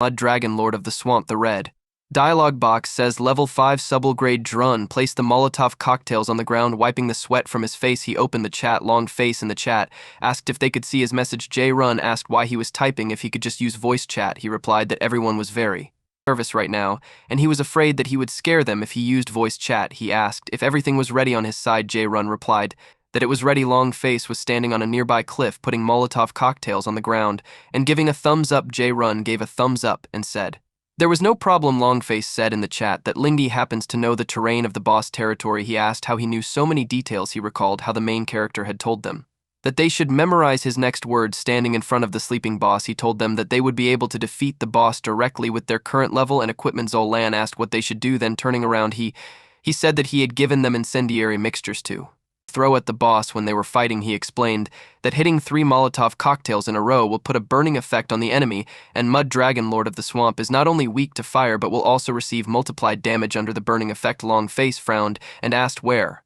they would throw Molotov cocktails from, because if they got close to him, he would kill them all with tail attacks. Zolan squeezed her eyes shut and said that it was too dangerous and she didn't want to do it. Longface added that the distance from which they can throw Molotov cocktails is limited. The main character replied that they didn't need to worry about it. Frowning, he said that he had already prepared a set of positions for them. The dialogue box says that he sent the map coordinates to his teammates. Looking ahead to the sleeping boss, he said that regarding the question of when to drop them, they just need to wait for his signal. J Run thoughtfully said that their boss must have quite a few friends who have already passed the lower difficulties of the Dark Forest, and so he probably knows all this information. He added that social connections are also one of his strengths, and he said that he would give them a signal. She asked him why he hadn't submitted it yet. Standing on a rock behind the boss, his arms outstretched, Mud Dragon was asleep. He said with a smirk that they hadn't seen each other for a long time, and he almost forgot how many times they had fought in his past life. He thought that after reaching the 5th level he had obtained the passive skill combo accumulation, and if his attacks were not interrupted by the enemy's attack, then he could accumulate attacks and use a special skill set of equipment with his new rush skill, like the ultimate trigger skill. Frowning, he opened his eyes wide. He leaped down, shouting for the boss to wake up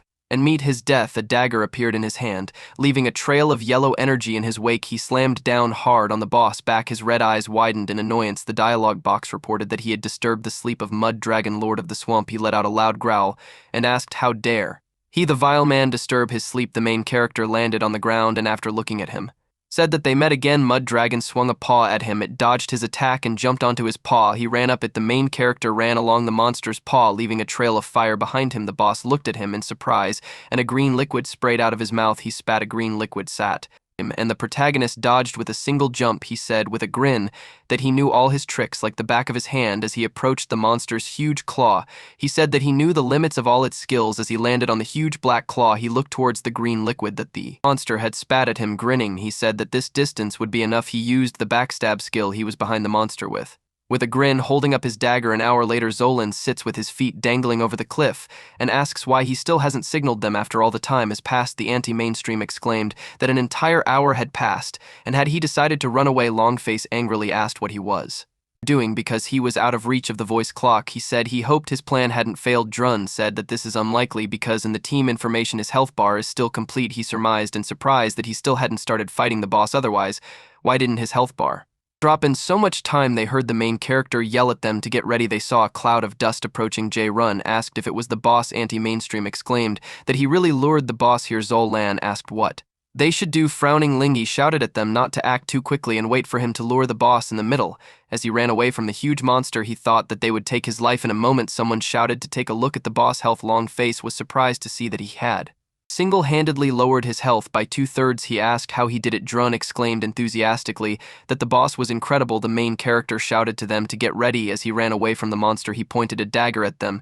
and shouted at them to smash their Molotov cocktails as if they were living their last day. Long face and Jay run through incense mixtures, shouting loudly. The anti-mainstream threw Molotov cocktails with a grin. Zolan squeezed her eyes shut and throwing Molotov cocktails without looking shouted that she didn't care anymore and would just throw them all. Molotov cocktails fell on Much Dragon, who was standing on the ground with his mouth wide open and black teeth bottles shattered on its body, and the monster was engulfed in flames. Jay Run shouted for him to Dizol Land smiled and thought it was nice, as if she was beating this freak to death with money. The anti-mainstream crowd watched in disbelief as she violently threw Molotov cocktails, laughing angrily. Red blood spurted from the burning monster's eyes. The main character shouted to them to be careful because he will soon enter berserk mode. He said that once the boss enters berserk mode, their Molotovs can no longer be applied to him, and this is his special skill in berserk mode. Longface asked what they should do.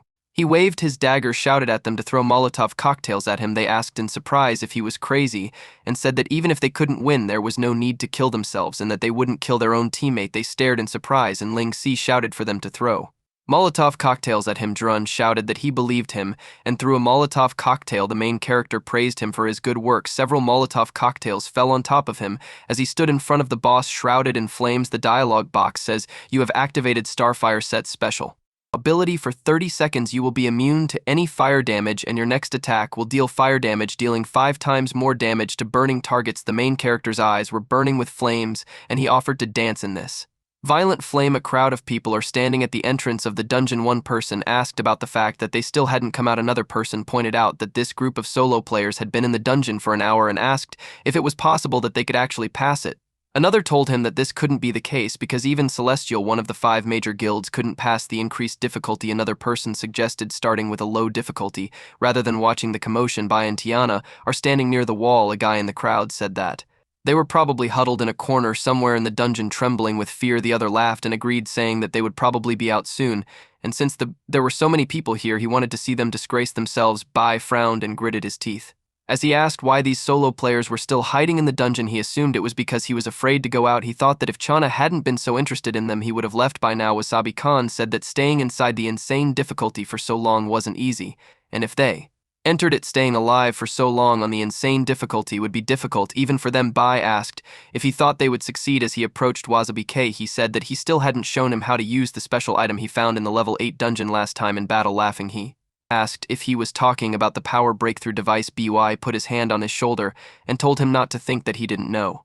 He said that even the deputy head of the guild was interested in his subject. Wasabi Khan replied that it was a one-time item and should only be used during important PvP. Closing his eyes, he said that he planned to use this item to raise his place in the arena. Bi exhaled and said it was boring. He said that the arena is a place for PvP where any player can enter, even plebeians, and from this he loses motivation to even participate in it, although the rewards become better the higher the place in the ranking. Opening his eyes, Bai thought that he was most interested in Tiana. Kiana continued to stare through the binoculars. He told her that there was no need for her to be so interested looking through the binoculars. She replied that she was just looking at the dark red portal. She said that her intuition tells her that something is about to happen inside the dungeon. Is a dark forest. Mud Dragon stood in front of the main character, shrouded in fire, waving it. Pause. The dialogue box says that Mud Dragon has entered berserk mode. Drun shouted to the main character that the boss had entered berserk mode and he needed to be careful. Longface asked if he was sure he could do it. He told him not to let himself be touched or he would die. Laney thought that after entering berserk mode, the only thing he needed to watch out for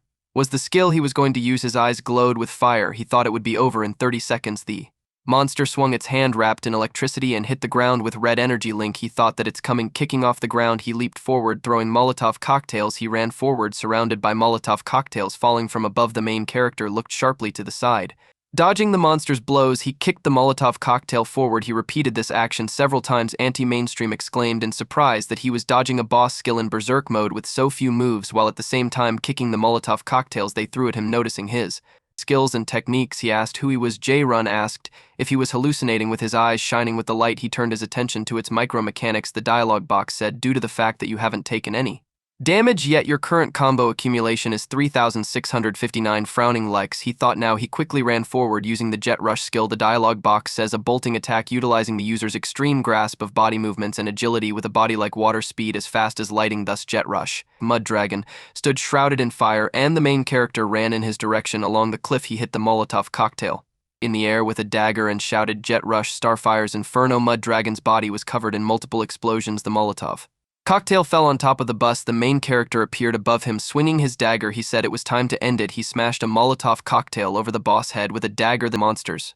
head was blown apart by a huge explosion. The dialogue box says Starfire's Inferno special attack has been activated, dealing 5 times more damage. Zolan stared in surprise at the fire in the monster's empty health bar. The dialogue box reported that their team had defeated the Mud Dragon boss, Lord of the Swamp. She wondered what he had said. Lynx, he asked her if she had studied novice healing. She replied imped that she had studied it. He said that he would give her the novice do disperse skill book and she needed to learn it. Turning around, he said that he would leave the rest to her. The main character called out to Zolan. Long Face shouted at her to use disperse. Drun shouted use healing. The anti-mainstream shouted at her to hurry up. Frowning, she obeyed. Dialogue boxes announced the use of the novice D of disperse and novice heal skills. Red energy glowed under the protagonist's feet. His health was close to 0. Fire dealt him 24 damage and healing restored DR health. The dialogue box reported that 30 seconds of fire damage immunity had ended, ridding his teeth. He said that he was lucky that her disperse and treatment were on time. They looked at the fallen monster in surprise, and the main character said that this style of fighting on the verge of life and death is still hard for him. The monster lay in front of them, splashing green liquid on the ground. The people near the dark red portal say that they still haven't come out, and it's already been a long time. The voice asked what they were doing there for so long. Another voice urged us to get out of here because it's a waste of time. The guy smiled and told them to get out of here and said they didn't need any more information because they'd been waiting too long. The other guy thoughtfully said that the group of solo players must have been completely wiped out and they had nothing to figure out. The red-haired girl told the dark fur beastman that this group of solo players was very good at stalling for time. The beastman laughed and told her to be patient and one day they would still come out of there. Opening his eye a crack, he said with a smile that their task was to have them confirm something of insane difficulty. The dialogue box congratulated the group with hidden information on completing the Dark Forest dungeon on insane difficulty. The crowd exclaimed in surprise when they noticed the dialogue box. The guy in green clothes exclaimed in surprise that there was even a notification about the first pass. A girl in a mage's outfit exclaimed in surprise that they had actually passed it. The guy in the helmet asked who they were and if they were from the guild that ranked first. The guy with the animal ears exclaimed in surprise that it was impossible. The dialogue box displayed the record of the first passage of insane difficulty by a team with hidden information. By looking at the dialogue box said that they actually passed it. Surprised, he asked how they did it, and even more surprised he turned his attention to Tiana. She walked forward with a frown and thought that she should find out who was commanding this group. Frowning, she thought she should meet him. People were shouting to look here because they were out. The main character came out of a dark red portal. They came out of the portal and the crowd shouted that they were solo players who had passed an insane difficulty. A guy in the crowd, pointing his index finger in surprise, exclaimed that it was them. A voice in the crowd asked which guild they were from, shouting that they were very cool. The guy in the helmet exclaimed that they were incredible because even the people from Celestial couldn't pass the increased difficulty. Another person asked what kind of equipment it was. The other guy said that their information is hidden, and he can't view it. The anti-mainstream asked in surprise if they became famous so easily. Zolan, looking around, said that there were a lot of people here. A guy in the crowd with bright eyes as asked if the people who managed to pass the insane difficulty had any secrets that they could share. Longface smiled awkwardly and said that was why they surrounded them. Someone in the crowd said that this girl was also good. Zolan chuckled and said that she was just a simple healer. She thought that she couldn't have imagined that this would happen to her, and she likes that everyone is paying attention to her. Responding to the crowd, Drawn said that he was just following the boss commands and there's nothing to admire here. Lingyi, calmly closing his eyes, thought that as expected they were immediately surrounded, and he did the right thing by asking them to hide their information. He called them to go, saying that it was inconvenient to talk here. He said that he still needed to explain how they would split the rewards for the first dungeon pass and what they would do next. Jay Run obeyed with a smile. Zoland said, displeased that she wanted to show off a little more. The voice asked them if they had joined the guild. People in the crowd noticed that they were members of the Wolf's Fang Guild. The guild guy said that apart from the equipment set, there's nothing special about them. He said that they must have third of the Wolf's Fang Guild, ranked third among the top 5 guilds. He said that he is a vice-captain of the 3rd division. The main character thought that they still had the same presumptuous attitude. He thought that in his previous life their guild was also in 3rd place, but their arrogance was even worse than the guild in 1st place, and they used their guild's name to take over the monster spawn sites everywhere. Frowning, he thought that solo players who didn't obey them became their target in PvP, and all they could do with suffer in silence. He thought that he had suffered a lot at their hands in his past life. Anti-mainstream, noting that it was one of the top 5 guilds, asked if they were going to recruit them. Longface replied that they didn't have the skills to join any of the 5 major guilds. Vice Captain said that they are most likely not members of any of the 5 major guilds because they hid their information. He said they had good skills and asked who their captain was. They said that their captain was Ling Si, pointing their finger at him, approaching him.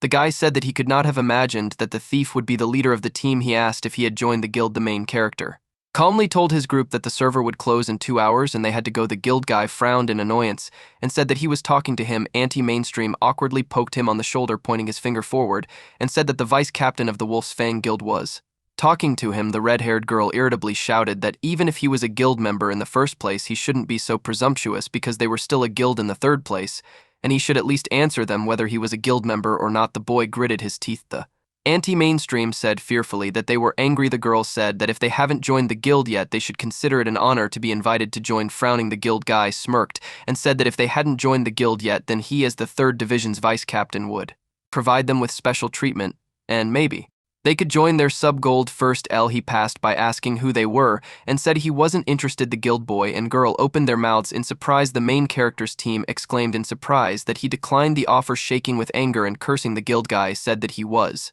tired of him. A weapon started to appear in his hand and he offered him a duel if thought he was that good. He shouted for him to accept the challenge. A guy in the crowd shouted that they needed to get away from them. Another guy said that Wolf's Fang's vice captain was completely out of control. The girl next to him said that they would watch from a distance because they didn't want to be dragged into it. The anti-mainstream startled man shouted that this was bad because his opponent was a member of Wolf's Fang. The guy from their guild, pointing at the main character with his weapon, shouted for him to accept the challenge. The dialogue box said if he wanted to accept a request for an immediate duel from a stranger. Longface told the others to be careful and that they would step back a bit. Anti-mainstream asked if the main character had any grudge against the Wolf's Fang guild. Lins, he closed his eyes and said that he didn't have time for this. Frowning, the guild guy said that if he didn't accept, it wasn't a problem. He said with a grim face that even if he got a red name here, no one would do anything to him. With his hand outstretched, he used the exploding fireball skill. The dialogue box says you were attacked by a player, you can protect yourself. Killing an attacker and self defense won't get you a red name. The main character dodged the fireball by standing to the side. He glanced at it. Frowning, Lynx, he jumped forward with a swing of his dagger,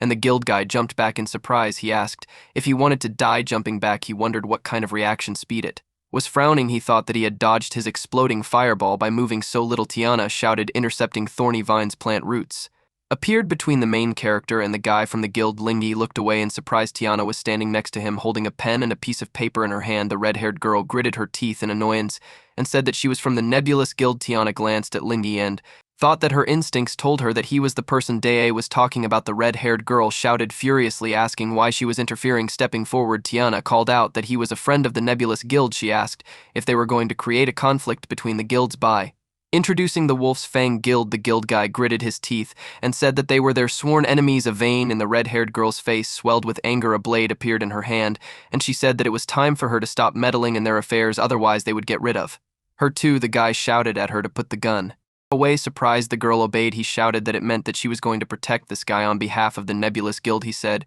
with a vicious expression that they would fight to their last breath in monthly guild war next week. Tiana frowned and said that they would meet again in the guild. Or the guild guy turned around and told the red-haired girl to leave. She asked if they were really going to leave, just like that. She asked why, because they could have just gotten rid of them. The guy replied that it wouldn't be a problem if this thief didn't belong to any of the other 4 major guilds, but now that Nebulous was protecting him, would she be able to take responsibility for starting a war between the guilds? He said that if the higher-ups heard about it, even he wouldn't be able to get away with it.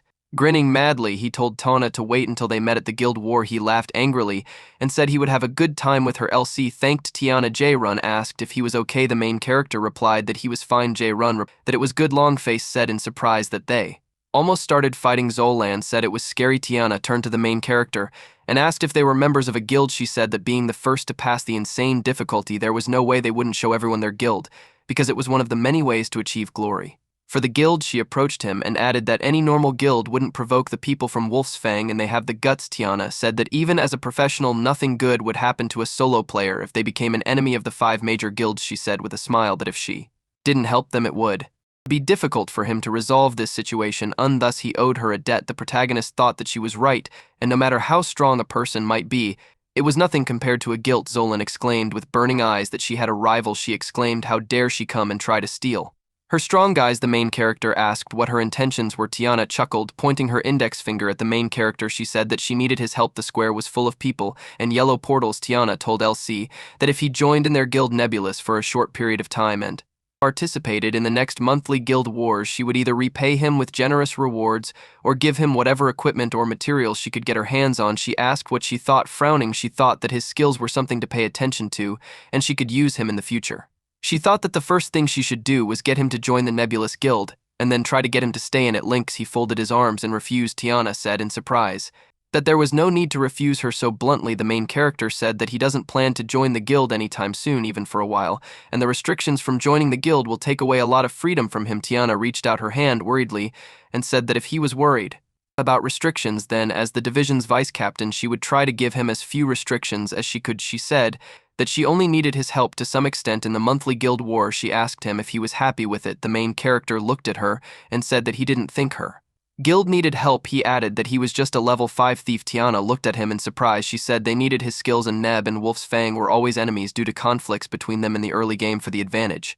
She said that at first everything was normal, and any guild in the development stage would come into at least some conflicts with others. Frowning, she said that up until now the conflicts were getting bigger, along with the guild's growth. She said that as he had seen just now, she had met some of the most problematic members of the Wolf's Fan Guild. Tiana added that because she had just come to his defense, they would most likely target her in the next monthly guild war. Giving him a pitiful look, she begged him if he could protect her from being killed and forced to lose levels in the next monthly guild war. She thought she should make him stay. Langy calmly told her to just not participate. She said she couldn't and thought it was a very cold answer. She wondered if he hadn't been moved at all. Tiana said that participating in the monthly guild wars is a way to get a large amount of guild honor points, and it has its own challenges. She opened her eyes in surprise and a dialogue box appeared in front of her saying that a stranger had sent her a friend request. Turning away, the main character said that from the beginning he would add her as a friend, and think about it, he thought that she most likely helped him because she wanted to get some benefits from him, but only caused herself more trouble in the process.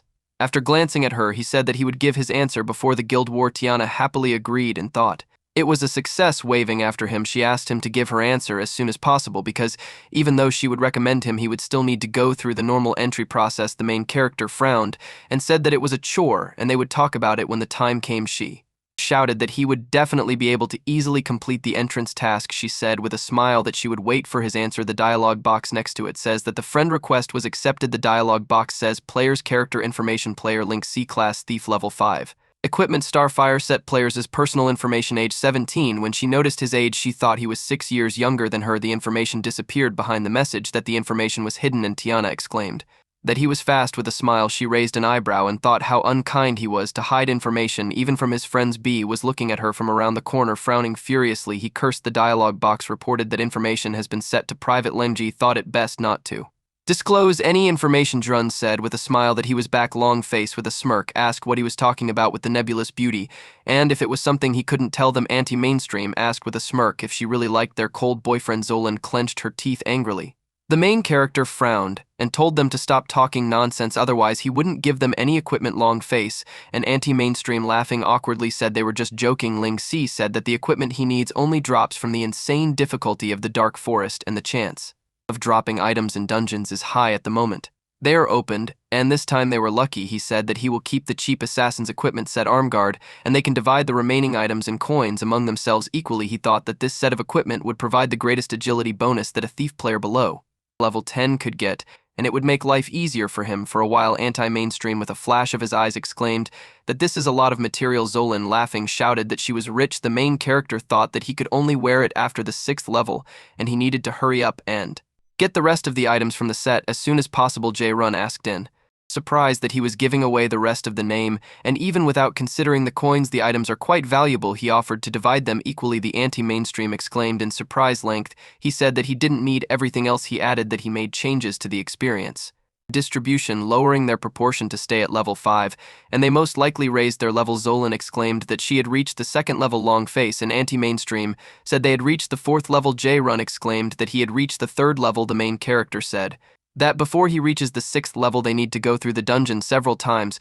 so that he gets all the equipment from the signee, they exclaimed in surprise, and the main character said that he was quitting the game first and they would meet here tomorrow. He got up from the bed, removing the game helmet from his head. He thought that his current life was going smoothly. Heavenland's scientific helmet can allow players to have a good time playing the game without affecting real life or game progress. The main character greeted the old man and offered to help him clean up. The old man replied that he was up early. Over the next 3 days they continuously challenged the insane complexity of the dark forest, and finally on the 3rd day before quitting the game the main character collected the rest of the items from the cheap assassin's equipment set, greaves, boots, and a headdress. The main character said goodbye to the noisy group. Run said goodbye to him. Zol land, her hand outstretched with tears in her eyes, and on her knees asked how he could leave them like this. The main character saying goodbye to them smiled and said that they would meet again. Frowning, the protagonist decided to move on to his next goal. 10th level location, castle of the singing moon. Behind the castle, surrounded by roses, was a large waterfall. He said that this thing should still be here. He dropped down from the cliff in a few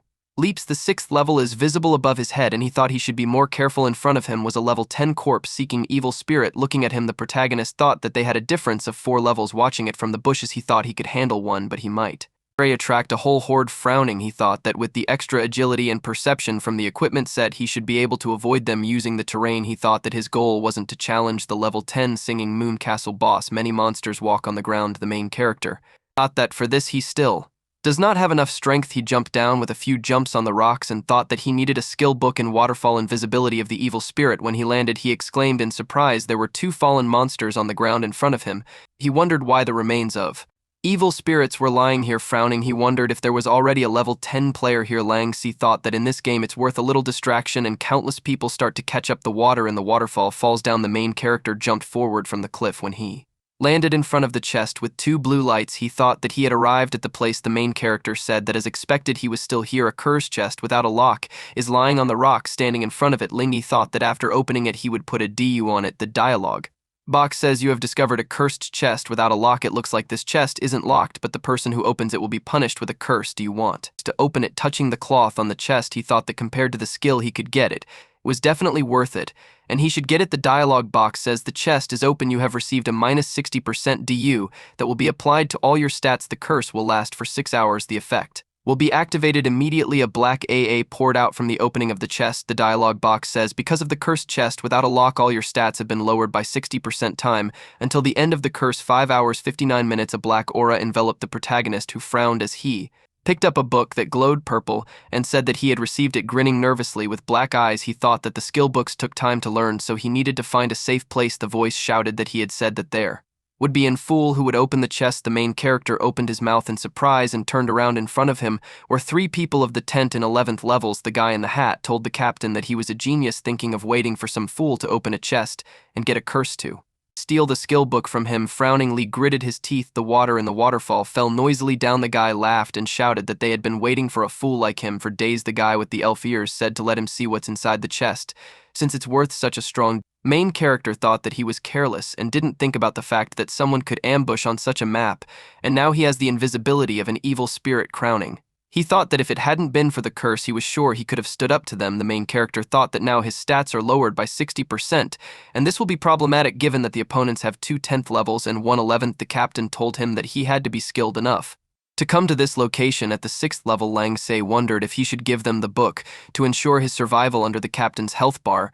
It was written that he was from the Wolf's Fang Guild. Arding, he said that he was originally prepared for a team fight, but he didn't expect a single person to be up against him. He told him to be obedient and hand over the item. The main character thought it was the people from Wolf's Fang again. He thought that given the characters of the members of this guild that he had seen, even if he gave them the book they would still kill him. Frowning, he said, who would have thought that the mighty Wolf's Fang Guild would steal things from solo players? He asked what if he didn't want to give it up. A dagger appeared in his hand. The dialogue box reported that the item was stowed away in the backpack. The beast-eared guy grinned and said that he didn't think he would be so stubborn even after finding out that they were members of the Wolf's Fang Guild. Drawing an arrow in his bow, he told him to die. Frowning Lings, he used a backstab. The dialogue box reported that he had attacked the player, and now he can defend himself justifiably.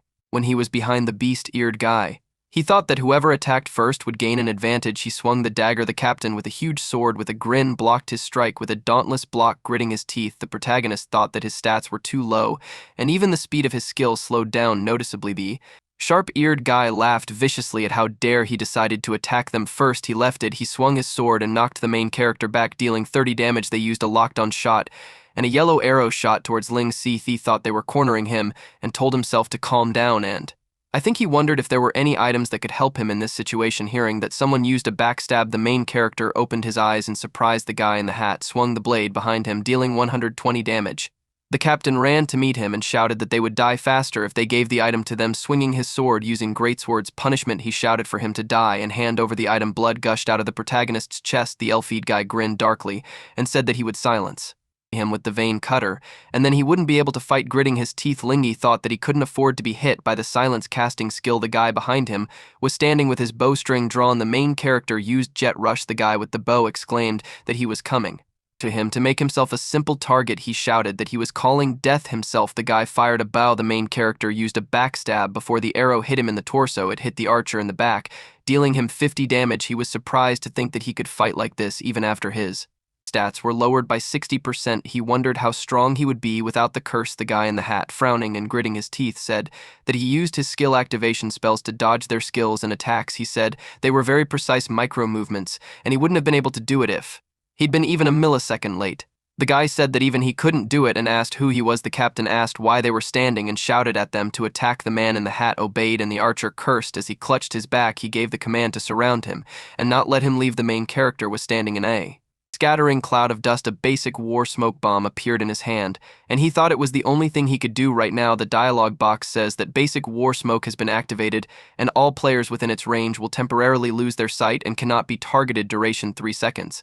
The boys shielded themselves from the smoke. He shouted that it was a small trick. Swinging his energy sword, he used AoE disperse. The main character used a one-time grappling hook, and grabbing it flew out of a cloud of surrounded by trees. A man in the crowd asked if the entrance test hadn't ended recently. Another person said that he heard that Vice Captain Tana especially arranged it for one person, and he came here after seeing a message in the guild channel. The guy laughed and asked if it was some strong rich kid. The other guy said he wasn't sure, but Tana wasn't the kind of person who would treat rich people differently. Tiana said they had arrived. The main character asked why there were so many people here. Tiana replied that they were very curious about him because he was the first person to pass the entrance test alone. The guys in the crowd looked at him and said that he looked ordinary. Frowning Lynx, he thought, why are there so many people here, and they'd better go level up. Exhaling, he said that he was surrounded by an annoying crowd again. Tiana said that compared to the crowd that had gathered after he had passed the insane difficulty, this crowd was small, and he should still try to get used to it. She thought that she was right, and it really was him. Looking at the main character, DEA exclaimed that it was him, and she couldn't have thought that he would be the first to pass the insane difficulty of the Dark Force. She asked how she was able to convince him to join after all.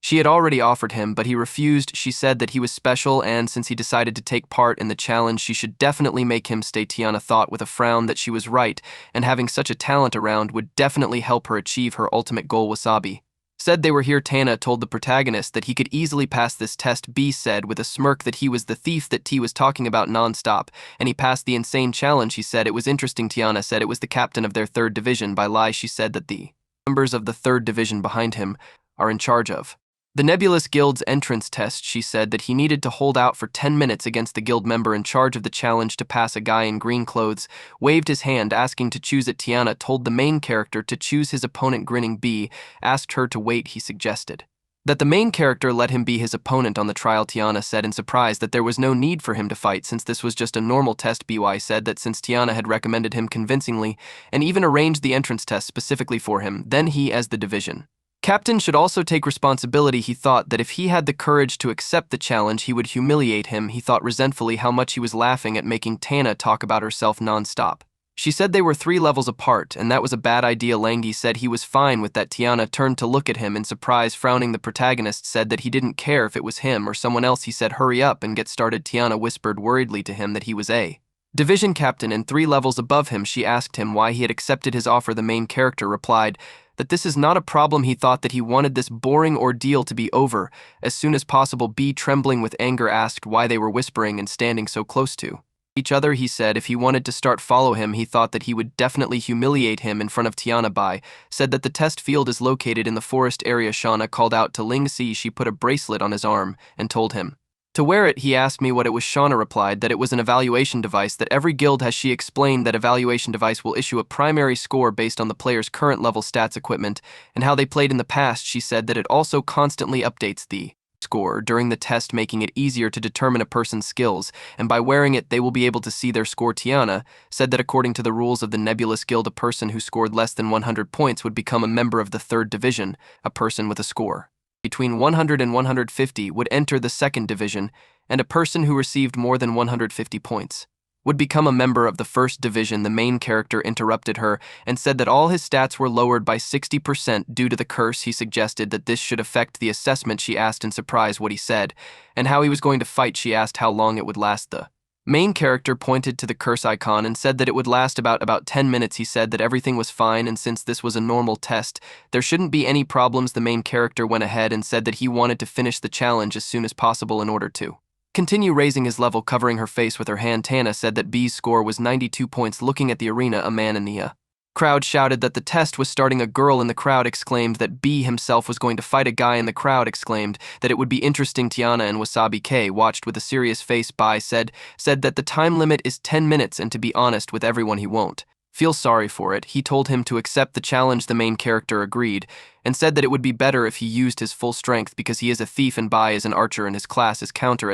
The dialogue box reported that he had accepted the invitation to the guild entry test. Bai smirked and asked if he thought he was an ordinary archer. A bow appeared in his hand, and he said that he would pay for such jokes. An ice bow appeared in his hand. Lynx, he thought that it looked like he was an agility type archer with an ice slowing bow. Frowning, he thought that for a player close to his level, he would be quite a difficult opponent. Bui used rapid fire, moving quickly and shooting ice arrows at him. The main character, while dodging the attacks, thought that he immediately started using strong attacks. He blocked 2 ice arrows with his dagger. Bai smirked and said that if all he could do was